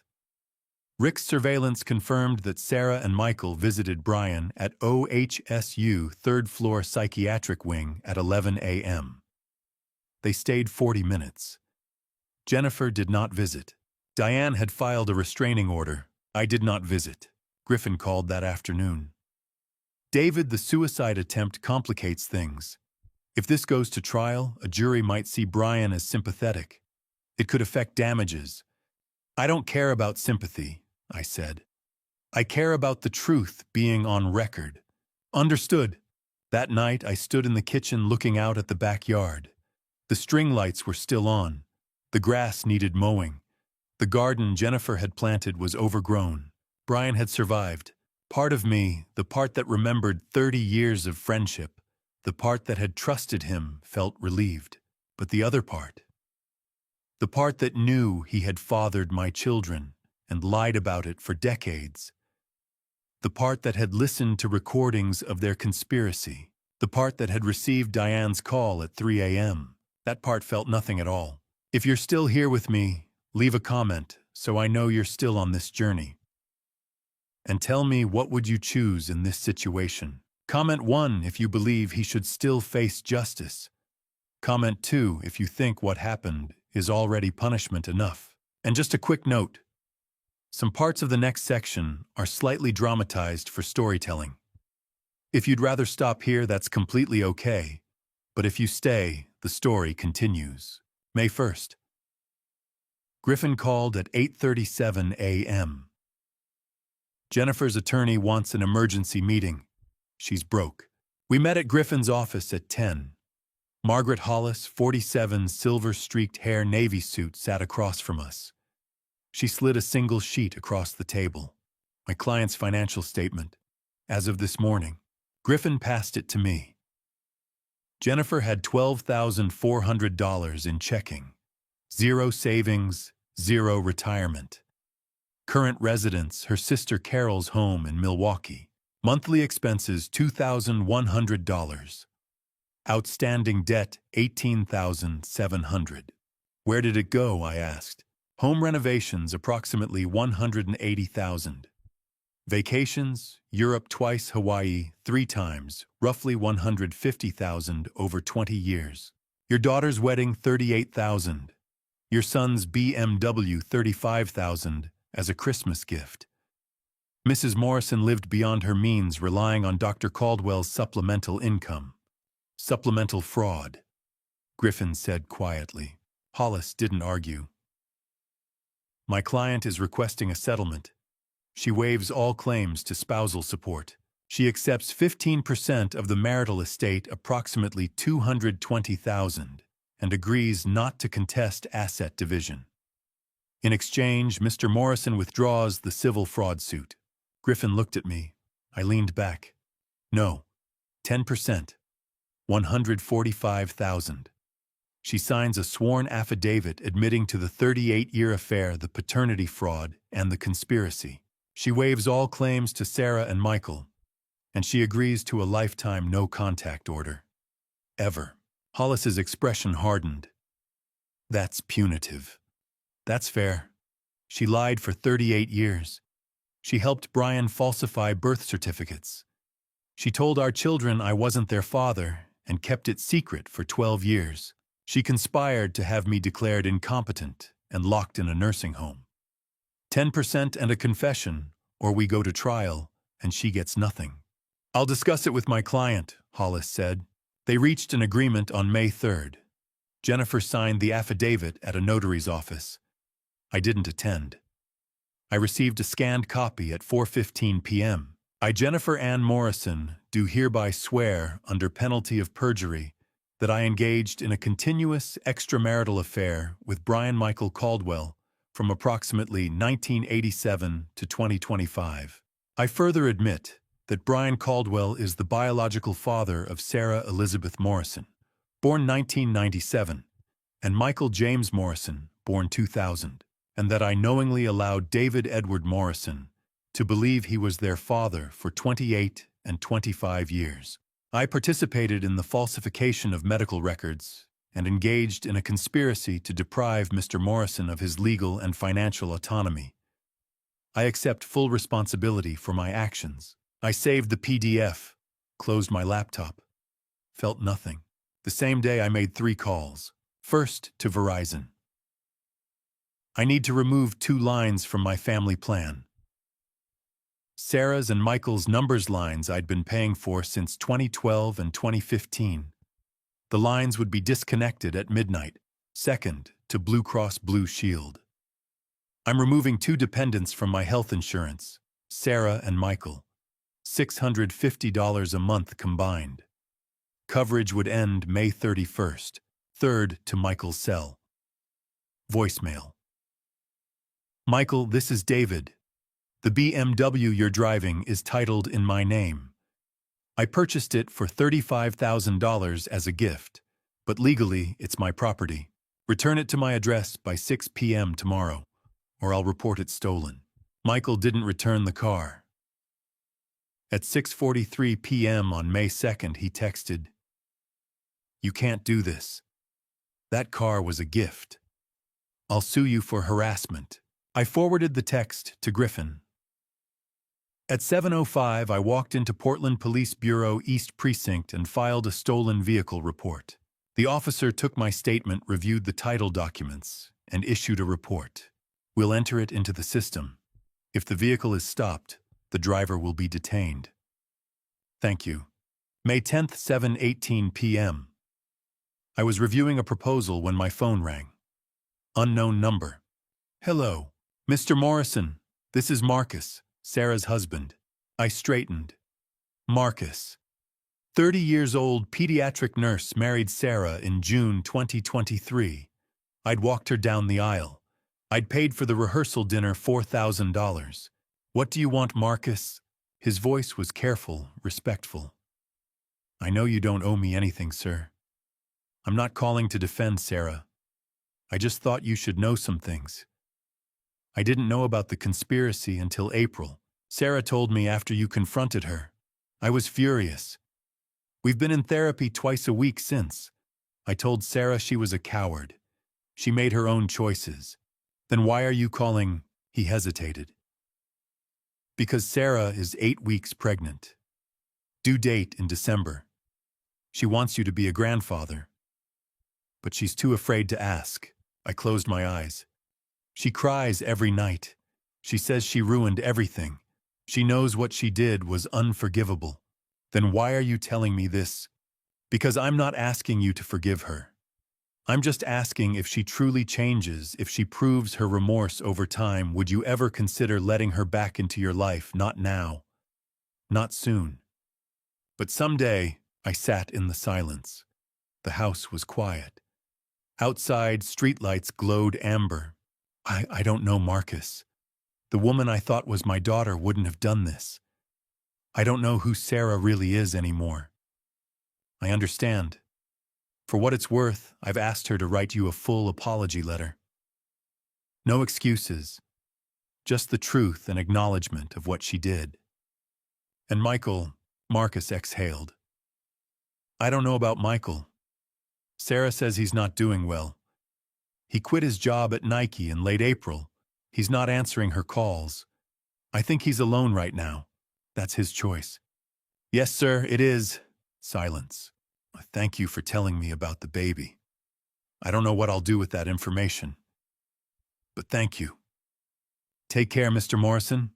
The call ended. I sat in the office, Michael's old bedroom walls, still painted pale blue, and thought about a grandchild I might never meet. If Sarah proved herself. If she truly changed. If she wrote that letter with real remorse, real accountability, maybe. But I wasn't ready to decide. Not yet. May 15th. Tom called at 6:43 p.m. while I was finishing paperwork. "You hear about Michael?" he asked. "No." "Kevin says he quit Nike." Kevin, Tom's oldest son, 29, worked in Portland's tech scene. Kevin and Michael had crossed paths professionally over the years. When, May 12th, told his manager it was personal reasons. Kevin says Michael's reputation in the industry is shot. "The story got out, your story. Not the details, but enough. People know there was a family conspiracy, fraud, elder abuse. No one's saying it publicly, but it's all over the grapevine." I leaned back in my chair. "Where is he now?" "Moved out of his Pearl District apartment. Kevin thinks he's in Southeast somewhere near Reed College. Cheaper rent. He unfriended everyone on social media, just disappeared." He's been calling me," Tom added. 3 times since the 13th. Wants to talk to Uncle Tom about Dad. I told him no. I'm not playing middleman unless you ask me to." "Thank you." David, the kid's falling apart. "He made his choice." Tom was quiet. "Then, yeah, he did." May 14th. Rick Sullivan's final surveillance report arrived. I scrolled through the summary. Michael had been observed alone at coffee shops, disheveled and unshaven. He'd moved to a cheaper apartment near Reed College for $1,200 a month. He'd purchased groceries at Trader Joe's, visited Powell's Books, but had no observed employment activity. No contact with Jennifer or Brian. Sarah had been instructed to maintain distance from him. Marcus blamed Michael for encouraging Sarah's worst instincts. Assessment subject is socially isolated. Financial situation likely deteriorating. Emotional state appears unstable. I closed the report. Felt nothing. May 15th, 10:24 p.m. A text arrived from Michael's number. I know I don't deserve forgiveness, but I need you to know I've realized what I did. I was greedy, stupid, and cruel. I'm sorry. I read it twice. Set the phone down. Stood at the sink, looking out at the dark backyard. I didn't reply. The next morning, Tom came over. Found me at the kitchen table with coffee and the Sunday Oregonian. You get Michael's text. Yeah. You respond. No. Tom poured himself coffee, sat across from me. Do you think he's sincere or just scared because his life's falling apart? I don't know, and I don't care enough to find out. Tom nodded slowly. Fair enough. May 18th. Sarah called Tom crying, desperate, begging him to convince me to meet her. Tom told her he'd pass the message along but wasn't making promises. May 19th. Michael sent Tom an email, 6 paragraphs. Tom forwarded it to me with no comment. Michael wrote that he'd started therapy with Dr. Alan Briggs twice a week. He'd joined a support group for adult children of dysfunctional families. He was learning things about himself he should have learned years ago. He admitted he was manipulated by his mother and Brian, but he'd also made his own choices. He chose greed. He chose to see me as an obstacle instead of the man who raised him. He was cruel. He was a coward. He wasn't asking for forgiveness. He didn't deserve it. But he needed me to know he finally understood what he'd done. If there was any way I'd be willing to talk, even once he'd do whatever I asked. Sign legal documents, waiving inheritance claims, write a full confession, anything. I read it once. Closed the email. Tom called 10 minutes later. Did you read it? Yeah. What do you think?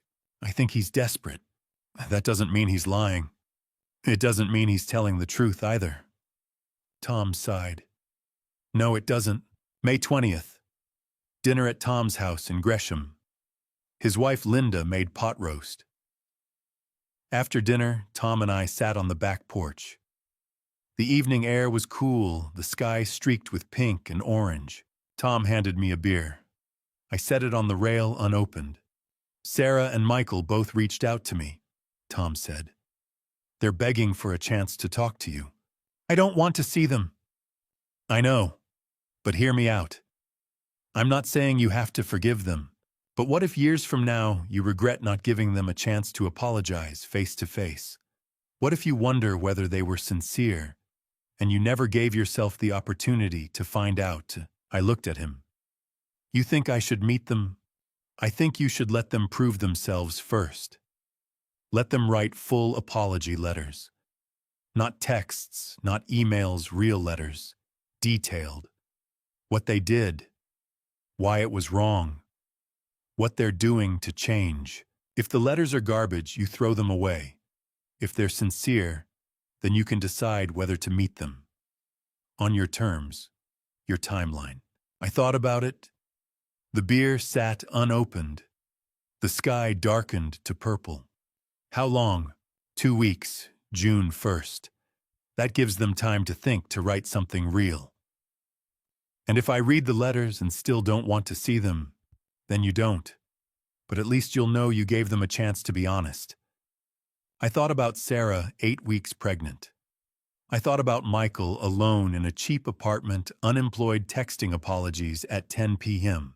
All right, I said. Tell them they can write letters. Minimum 2 pages. No excuses, no blame shifting, full accountability. Deadline June 1st. I'll read them. That's all I'm promising. Tom nodded. That's fair. He called Sarah that night. Then Michael. Tom told me later they both cried. Both said they'd write the letters. Both said thank you. May 21st. I sat in my office and thought about what I'd agreed to. 2 letters, 2 weeks. Tom came by the next morning with coffee from Stumptown. We sat on the front porch. Even if I read their letters, I said, I'm not promising anything. I know. I might read them and decide I never want to see them again. That's your right. But they need to earn even the possibility of my forgiveness. Tom looked at me with that steady expression I'd known for 58 years. That's exactly right. They need to earn it. And maybe they will. Or maybe they won't. But at least you'll know. I nodded. That sounded fair. June 1st, 9:37 a.m. Tom knocked on the front door. I opened it, found him holding 2 envelopes, one cream-colored, one white. They both sent them, he said. Sarah's is handwritten, Michael's is typed. He handed them to me, my name written in Sarah's looping cursive on the first, a printed label on the second. You want me to stay? Tom asked. No, I'll call you later. He nodded, squeezed my shoulder once, and walked back to his truck. I closed the door, carried the letters upstairs to my office, the room that used to be Michael's, the walls still pale blue. I sat down at the desk, set both envelopes down, stared at them. Outside, the morning sun filtered through the oak tree, casting dappled shadows. The house was silent except for the refrigerator's hum and the wall clock's faint ticking. I opened Sarah's letter first. 3 pages, cream stationery blue ink, dated May 30th, 2025. Sarah wrote that she almost addressed me as David because she didn't know if she had the right to call me Dad anymore. She found out in 2013 when she was 16.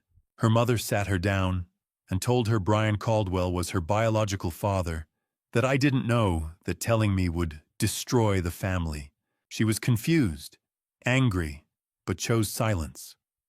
She told herself she was keeping the peace, that it didn't matter because I loved her and she loved me, that biology was just biology. But that was a lie. It did matter. She knew it mattered. She just didn't want to face it. She rationalized it for years, told herself I'd never know, so it wouldn't hurt me. She was protecting herself from my anger, from consequences, from admitting her whole life was built on a lie. The nursing home plan was monstrous. She knew that now. At the time, her mother convinced her that my business was too stressful, that putting me somewhere safe was compassionate. She saw now that was manipulation. But she also chose it. She agreed because she wanted the money security for her future with Marcus. She was selfish. She was a coward. She didn't deserve to be my daughter. But if I ever met her child, my grandchild, biologically or not, she wanted them to know their grandfather was a man of integrity. She'd been in therapy twice a week since May.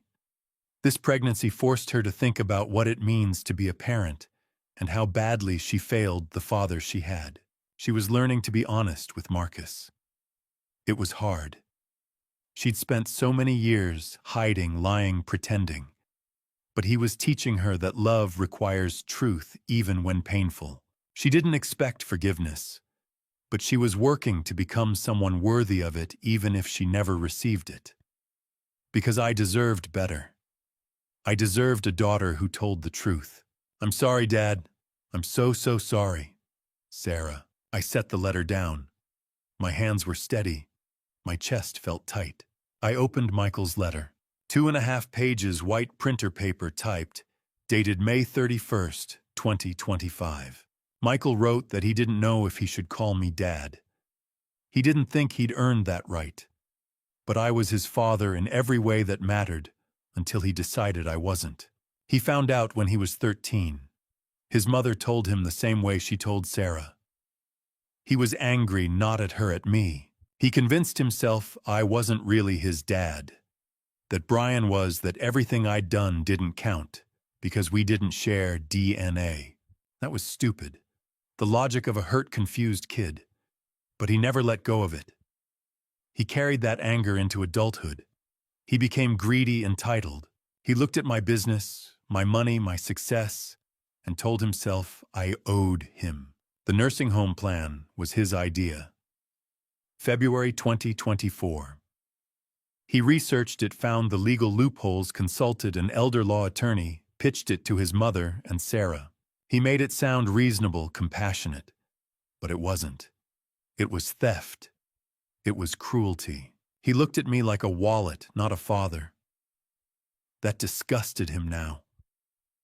He couldn't undo what he did, couldn't give back 25 years of love and trust he threw away. But he'd spend the rest of his life trying to become the man I believed he was. He quit drinking. He'd been using alcohol to cope since 2022. He joined a 12-step program in May. 43 days sober, meetings 4 times a week. He was learning to sit with discomfort instead of numbing it. He was doing freelance work now. He left Nike because he couldn't face people there they knew what he'd done. The pay was lower, but the work was honest. He was planning to legally change his last name, not to Caldwell, never to Caldwell. He wanted to keep Morrison. To honor the man who raised him, coached his baseball team, taught him to drive, paid for his college, believed he was worth investing in, even though he didn't deserve it. He knew words were easy apologies, cheap. But he needed me to know he understood what he did, understood the harm, understood he may never be forgiven. And he accepted that. If you ever give me the chance to prove I've changed, I will. If you don't, I understand that too. Michael, I set the letter down beside Sarah's. The office was quiet. The sunlight had shifted, pooling on the corner of the desk. I read both letters again. Slowly. They weren't terrible. They weren't garbage. They showed remorse, accountability, details about therapy, sobriety change. But words were easy. I picked up my phone and called Tom. "Did you read them?" he asked. "Yeah. And they're not terrible." Sarah admits she knew since 2013. Michael admits the nursing home plan was his idea. They both say they're in therapy, trying to change. Do you believe them? I leaned back, looked out the window at the oak tree, the quiet street beyond. I don't know. Words are easy, Tom. I need to see action. I need time to see if they follow through. That's fair, so will you meet them? I thought about it. Sarah, 8 weeks pregnant, maybe 10 by now. Michael, 43 days sober, freelancing, trying to rebuild. Maybe, I said, but not yet. Tom didn't push. Okay. I'll tell them you read the letters. I'll tell them you need time. Thanks. David. Yeah, for what it's worth. They tried. The letters weren't perfect, but they tried. I know. I ended the call. Set the phone down. Looked at the 2 letters side by side, cream and white cursive, and typed Sarah and Michael. The children who weren't mine.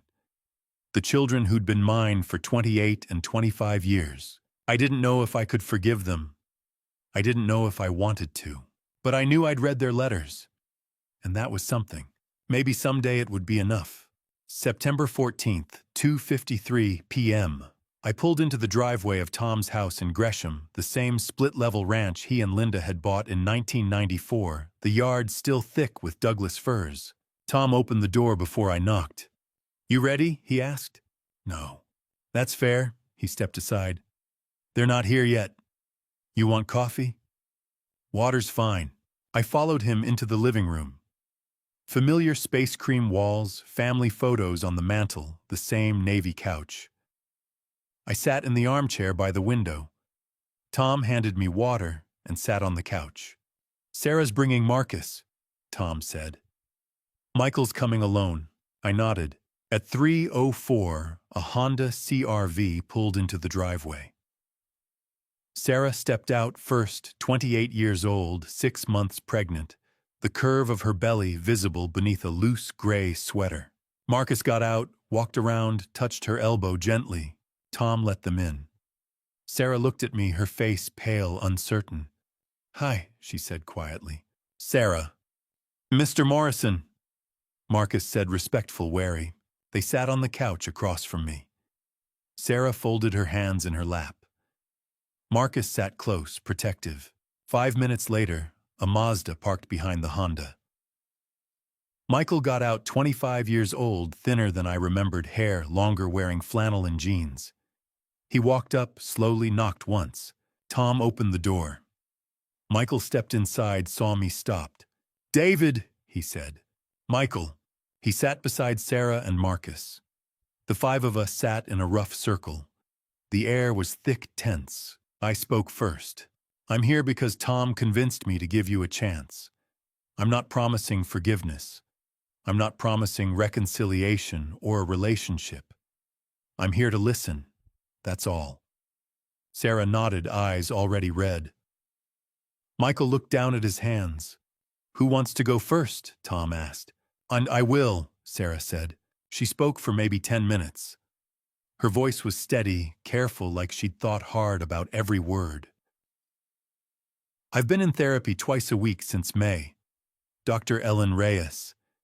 We talk about why I stayed silent, why I let fear control me, why I chose comfort over honesty. Marcus set boundaries with me, hard ones. I wasn't allowed to contact you or Mom or Michael for months. Not until I proved I was serious about changing." Marcus's expression was unreadable, supportive but firm. "This pregnancy." Sarah's voice wavered. She pressed a hand to her belly. "It's made me realize what parenting actually means, what it costs, and how badly I failed the father I had." She looked at me, eyes wet, but she didn't look away. "I've been honest with Marcus about everything. The lies, the conspiracy, the years I spent pretending. I'm rebuilding trust with him before I even think about rebuilding trust with you. Because I don't deserve your trust yet. Maybe I never will." She paused. "I've been volunteering at a domestic violence shelter since June. Bradley Angle in Portland. 20 hours a month. I work with women who've been betrayed by partners, by family. I listen to their stories. I see the damage. And I'm trying to understand the harm I caused you." She stopped. "That's all I wanted to say." I nodded, didn't speak. Michael went next.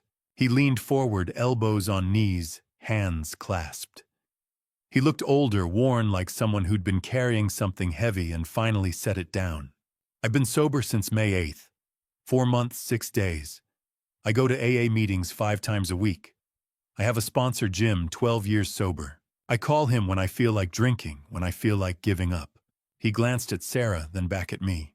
"I'm still doing freelance work. $3,200 a month. I'm saving $800 of that. I don't know what for yet.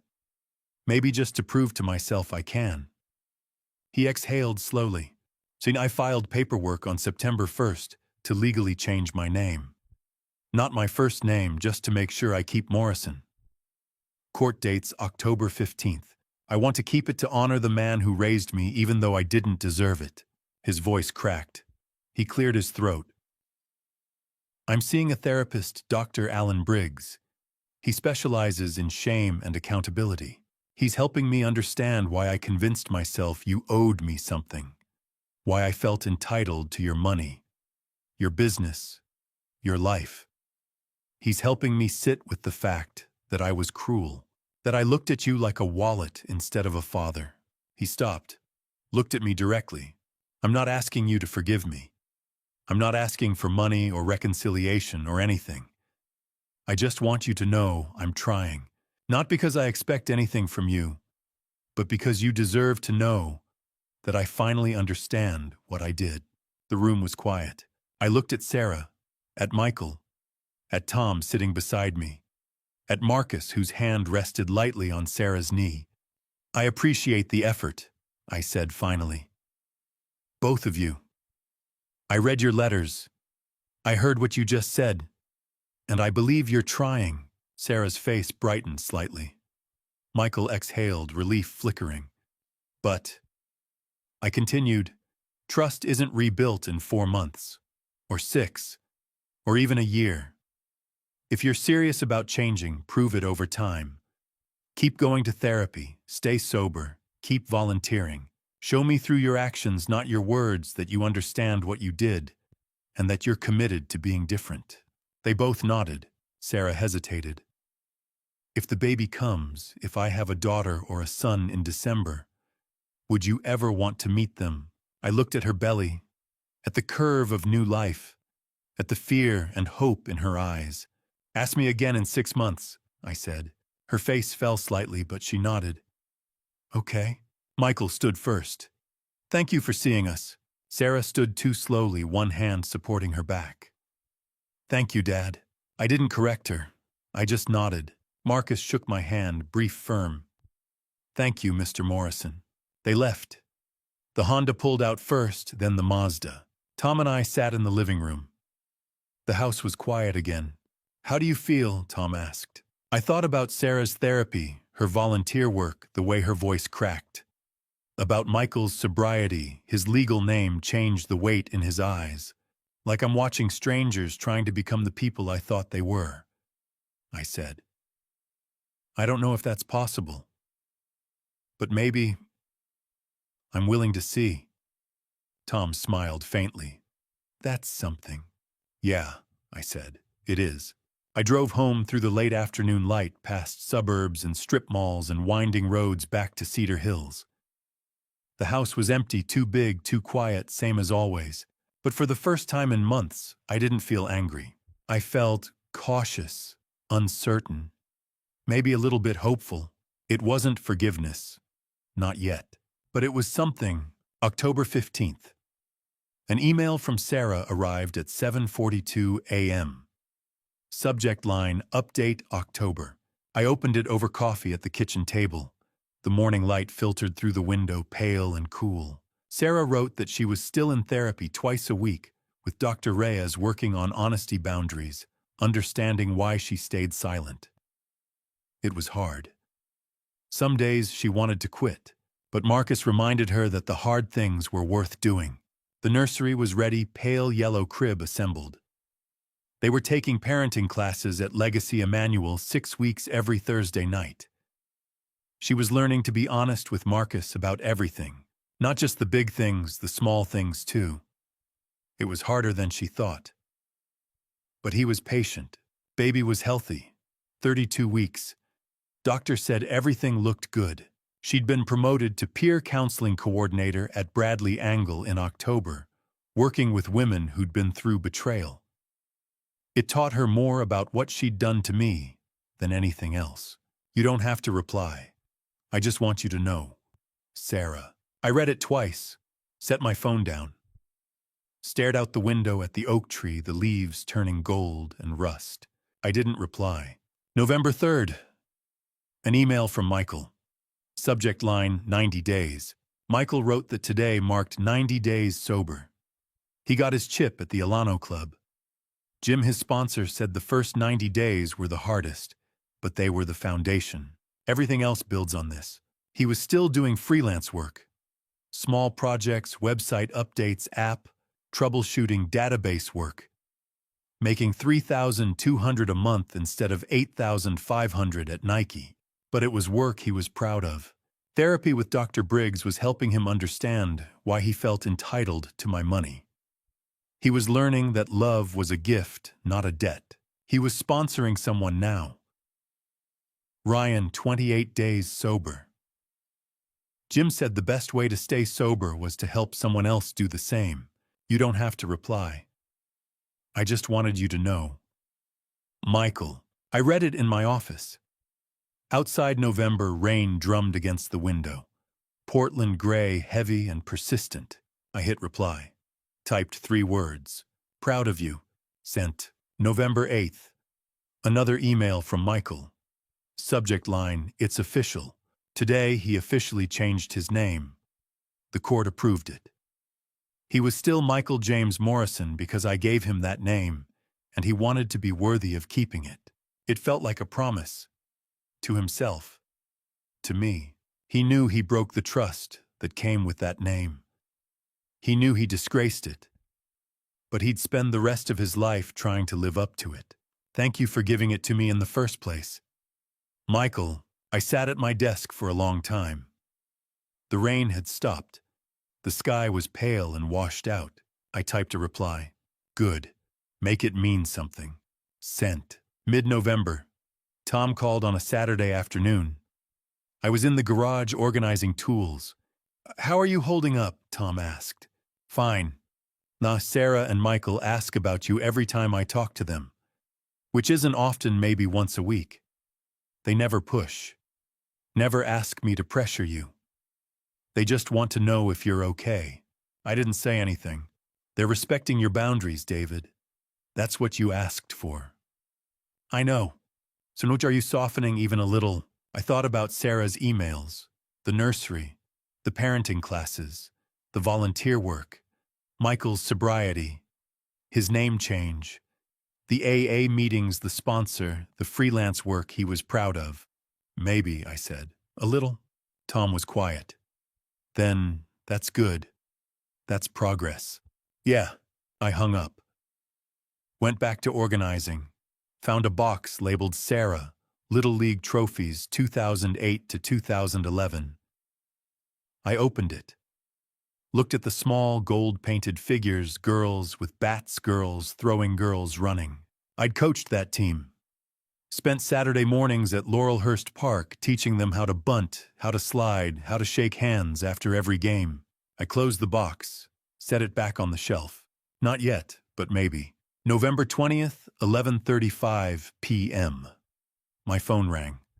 I was in bed half asleep reading a Tom Clancy novel I'd started 3 times and never finished. Marcus's name on the screen, I answered. Marcus, Mr. Morrison, I'm sorry to call so late. Sarah's in labor. She's at Legacy Emmanuel. 36 weeks, a little early, but the doctors say the baby's strong. I sat up. Is she okay? Yeah, she's okay. She's scared, but she's okay.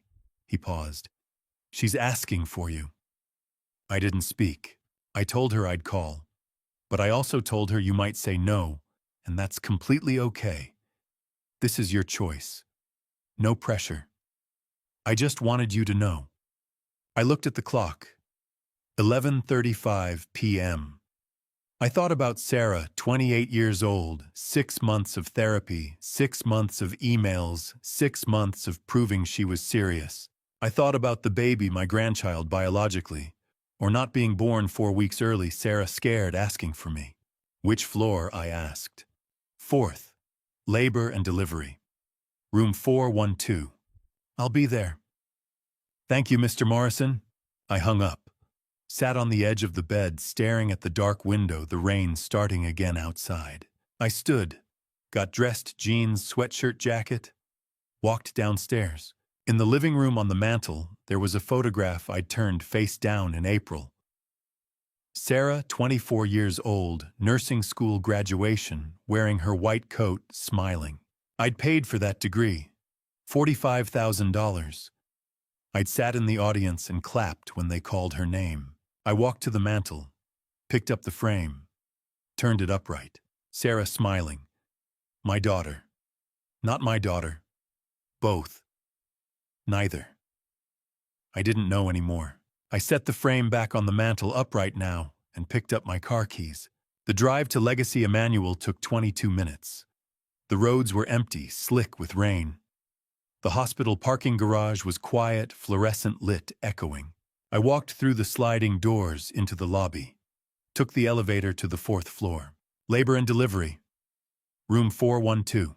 I stood outside the door for a moment. Took a breath. Then I knocked. I walked through the sliding glass doors of Legacy Emmanuel Medical Center at 11:47 p.m. on November 20th. The same hospital where the lies had started 38 years ago. The same hospital where Brian Caldwell had delivered Sarah and Michael, falsifying their birth certificates, listing me as father, when he knew, when they all knew, it wasn't true. The irony wasn't lost on me. I took the elevator to the 4th floor. Labor and delivery. The hallway was quiet, fluorescent bright, the air heavy with antiseptic and something sweeter, flowers maybe, or newborn skin. I found Marcus in the waiting room. He stood when he saw me, surprise and relief crossing his face. Mr. Morrison, you came? Yeah. He stepped forward and hugged me quick, tight, saying more than words. When he pulled back, his eyes were red. Thank you, he said. Sarah didn't think you'd come. How is she? In the delivery room. The baby's heart rate dropped about an hour ago. They're monitoring closely. 36 weeks is early, but the doctors say the baby's strong. He rubbed his face. Sarah's terrified. About the baby. About everything. The baby, yes. But also, she's scared you'll never forgive her. I nodded, sat in one of the waiting room chairs, blue vinyl worn at the armrests. Marcus sat beside me. We waited. At 1:18 a.m., a nurse appeared. Young scrubs patterned with cartoon bears, a tired smile on her face. Marcus. It's a girl. 5 pounds 4 ounces. She's healthy. Mom's doing great. Marcus exhaled, shoulders dropping. He covered his face with his hands, then looked at me. A girl. Congratulations, I said. The nurse glanced at me. Are you family? Marcus answered before I could. Yes. He's Sarah's father. The nurse smiled. You can both come back. Room 418. The door was half open. Marcus went in first. I followed slower, uncertain. Sarah was propped up in the hospital bed, hair damp with sweat, face pale and exhausted. She held a small bundle wrapped in a pink and white striped blanket. When she saw me standing in the doorway, her eyes filled with tears. Dad, she whispered. You came. I stepped closer, looked down at the baby in her arms. Emma rose. 5 pounds 4 ounces. A tiny face, red and wrinkled eyes, closed mouth slightly open. Dark hair, a lot of it. Marcus's nose. Sarah's chin. I felt something I hadn't expected. Not joy, not exactly. But something softer than the anger I'd carried for 8 months. Something like tenderness. She's beautiful, Sarah, I said. Sarah's face crumpled. She started crying hard, silent sobs that shook her shoulders. Marcus moved to her side, but she looked at me. I don't expect you to be a grandfather, she said, voice breaking. I don't expect anything. But thank you. Thank you for being here. I surprised myself. I reached out and gently touched the baby's hand, so small fingers curled into a fist skin, impossibly soft. What's her name? Emma Rose. Emma Rose Torres. Marcus's last name. Not mine. Not Brian's. That felt right. It's a good name, I said. I stayed for 20 minutes. Mostly I just stood there watching Emma sleep. Sarah didn't talk much, too exhausted, too emotional. Marcus thanked me twice. Before I left, I looked at Sarah. Get some rest. Take care of her. I will, Sarah whispered. I promise. I nodded. Walked out of the room, down the hallway, back to the elevator. The parking garage was cold, empty, echoing. I sat in my truck for a moment, hands on the steering wheel, staring at the concrete wall. Then I called Tom. He answered on the second ring. David, what happened? I saw the baby. And I closed my eyes. She's beautiful. 5 pounds 4 ounces, healthy. Sarah named her Emma Rose. Tom waited. I don't know what happens next, I said. I don't know if I can forgive Sarah or Michael. I don't know if we'll ever have a real relationship again. But when I looked at that baby, I didn't feel angry. I felt sad. Sad for all the time we lost, for the lies, for the fact that Sarah's daughter will grow up in a family that's broken because of choices her mother made. I opened my eyes. But I didn't feel empty. I felt something. Tom was quiet for a long time. Then, that's healing, brother. You're starting to heal. Maybe. Not maybe. You drove to the hospital at midnight because your daughter and, yeah, David, she's still your daughter, asked for you. You held that baby's hand. You told Sarah she's beautiful. That's not anger. That's healing. I didn't argue. Go home, Tom said. Get some sleep. Okay. David, I'm proud of you. I ended the call. Started the truck. Drove out of the parking garage into the cold November night. The streets were empty. Portland at 2:30 in the morning, quiet, wet, the streetlights reflecting off the slick pavement. I drove through downtown, past the Willamette River, past the dark storefronts and closed cafes out toward Cedar Hills. By the time I reached home, the sky was starting to lighten, deep blue fading to gray, the first hint of dawn. I parked in the driveway, sat for a moment looking at the house. Too big, too quiet. But mine. I thought about Emma Rose. 5 pounds, 4 ounces. A tiny hand wrapped around my finger. Sarah crying, Marcus holding her. I thought about the last 8 months. The blood test. The DNA results. The confrontations. The divorce. Brian's suicide attempt. The apology letters. Michael's sobriety. Sarah's volunteer work. And now this. A baby. A granddaughter. Biologically Brian Caldwell's grandchild. But also maybe mine. I didn't have answers. I didn't know what forgiveness looked like. I didn't know if I'd ever trust Sarah or Michael again. But for the first time in 8 months, I didn't feel empty. I felt something. Maybe it was hope. I got out of the truck, walked to the front door, unlocked it, and went inside. The house was dark and silent. I didn't turn on the lights. I just stood in the hallway for a moment, listening to the quiet. Then I went upstairs, lay down on the bed, fully clothed, and closed my eyes. The sun rose over Portland. Golden light filtered through the curtains. I heard birds outside the window singing the way they always did at dawn, and for the first time in a long time, I didn't feel alone. Michael called at 1:15 p.m. on Thanksgiving, while I was at Tom's house in Gresham. His voice was steady but tentative when he asked if he could visit tomorrow with something to show me. I agreed to meet at 2 p.m. at my Cedar Hills home.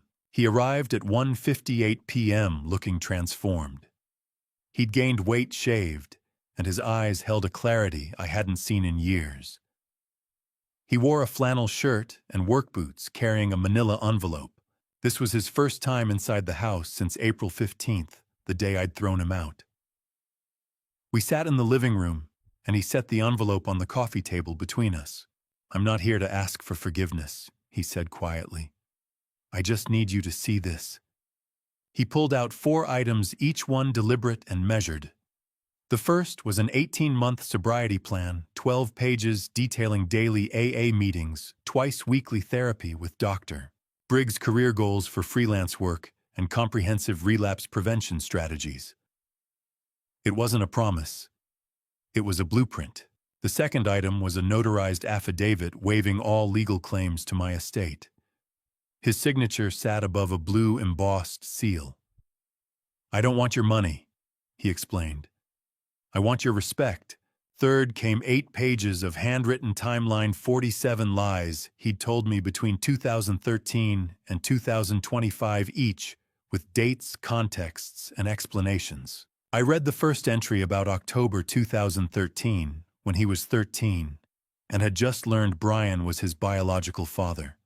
My hands shook as I flipped through the pages. Every birthday dinner, every Christmas morning, every casual conversation, all documented with brutal honesty. The fourth item made my breath catch, a cashier's check for $8,400. He'd calculated every gift, every dinner, every cash card I'd given him since learning the truth about his paternity. 4 months of freelance work had gone into this symbolic restitution. "I can't accept this," I said. "You don't have to cash it," he replied, "but I need you to have it." He stood to leave, met my eyes at the door, and thanked me for letting him in. I watched his car disappear down the street, then called Tom to process what had just happened. That night, I filed the envelope in my desk drawer alongside Sarah's apology letter, Emma's hospital photo, and the DNA reports. I wasn't ready to call them family again, but I also wasn't ready to call them strangers. By late December, 9 months after the blood test, the landscape of my life had shifted completely. Jennifer's divorce was finalized in September. She'd moved to Eugene with $145,000 and a public record of her 38-year affair. We hadn't spoken since May. Brian had surrendered his medical license, paid Diane $7.5 million, and moved to Arizona. His September letter through his attorney went unanswered in my files. Sarah and I had established a cautious peace. Emma was 5 weeks old now, healthy and beautiful. We'd met for coffee on December 15th, and I'd held my granddaughter for 10 minutes. The emotions were complex: sadness, tenderness, uncertainty. I'd added a $100,000 education trust for Emma to my will in November with Tom as trustee. She's innocent in this. She deserves a future. Sarah and Michael remained excluded from the main estate. Michael had reached 6 months of sobriety on December 3rd. When he sent me a photo of his gold AA chip, I replied with 3 words that felt monumental: proud of you. It was the first direct positive affirmation I'd given him since March. His freelance income had stabilized at $3,800 monthly. His Christmas card, the first since 2013, carried a simple message about becoming someone I'd be proud to know. I sent one back with equal brevity. Tom remained my anchor, the family I'd chosen. Christmas at his house had been simple and genuine: ham cards, an old movie. I'd given him a framed photo from 1983 of us fishing by the creek. Thompson HVAC was having its best year ever, $2.8 million in revenue, 52 employees. I joined a support group for betrayed spouses in October and started woodworking in November. The work was methodical and satisfying. I was building a bookshelf for Tom's office, taking my time with each cut and joint. I'd lost 15 pounds since March. Eating better, sleeping better, running 3 mornings a week. I was healing. On December 28th, Tom and I sat on his back porch under a cold, star-scattered sky. He handed me a beer and toasted Surviving 2025. "Any regrets?" he asked. "Only that I didn't see the truth sooner," I said. "But I spent 38 years living in a lie. I won't spend another day doing that." He asked if I'd ever really forgive Sarah and Michael. I looked out at the dark yard and considered the question carefully. Forgiveness isn't something you decide once. It's something you choose every day. Right now, I'm choosing to let them earn it. That's the best I can do. We sat in comfortable silence, the kind that didn't need filling. Driving home past Waterfront Park, where I'd collapsed in April and Tom had told me to fight, I realized something profound. I hadn't lost a family this year. I'd lost a lie. In its place, I was building something real, slower and smaller, but honest. Inside my quiet hallway, I looked at the photos on the mantle: Sarah's nursing graduation, Michael's college commencement, Emma sleeping in her hospital bassinet. I was 63 years old, AB negative blood type, betrayed and broken, but not destroyed. Upstairs in bed, I felt something close to peace for the first time in 9 months. That was enough. If I could speak to you, whoever's reading this family story, I'd say don't live like I did.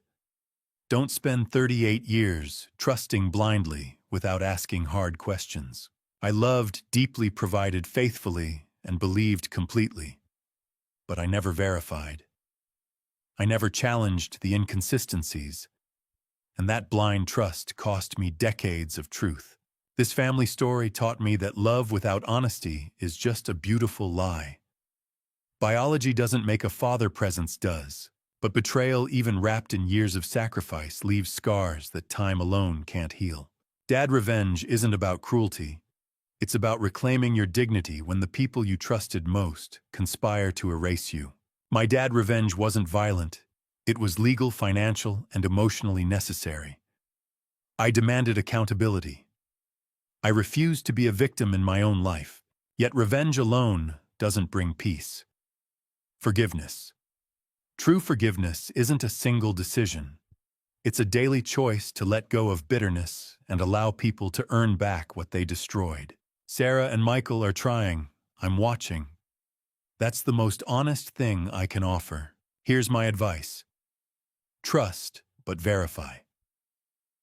Love fiercely, but guard your heart. If betrayal comes, and sometimes it does, don't let it define you. Fight for your truth. Rebuild on solid ground. And when the dust settles, ask God for the strength to forgive what you cannot forget, because carrying hatred only destroys the carrier. This family story isn't over. It's just different now. Smaller, quieter, but real. And real, I've learned, is the only foundation worth building on. Thank you for walking this journey with me to the very end. I'd love to hear your perspective. What would you do if you found yourself in my situation, facing decades of deception from those you loved most? Drop your thoughts in the comments below. Your insights matter to me. If this narrative resonated with you, consider subscribing so you won't miss future stories that explore the complexity of trust, betrayal, and healing. A gentle reminder: while inspired by real-world themes of family stories and the painful reality of dad revenge when trust is shattered, certain elements have been dramatized for storytelling purposes. If this content doesn't align with your preferences, feel free to explore other videos that might suit you better.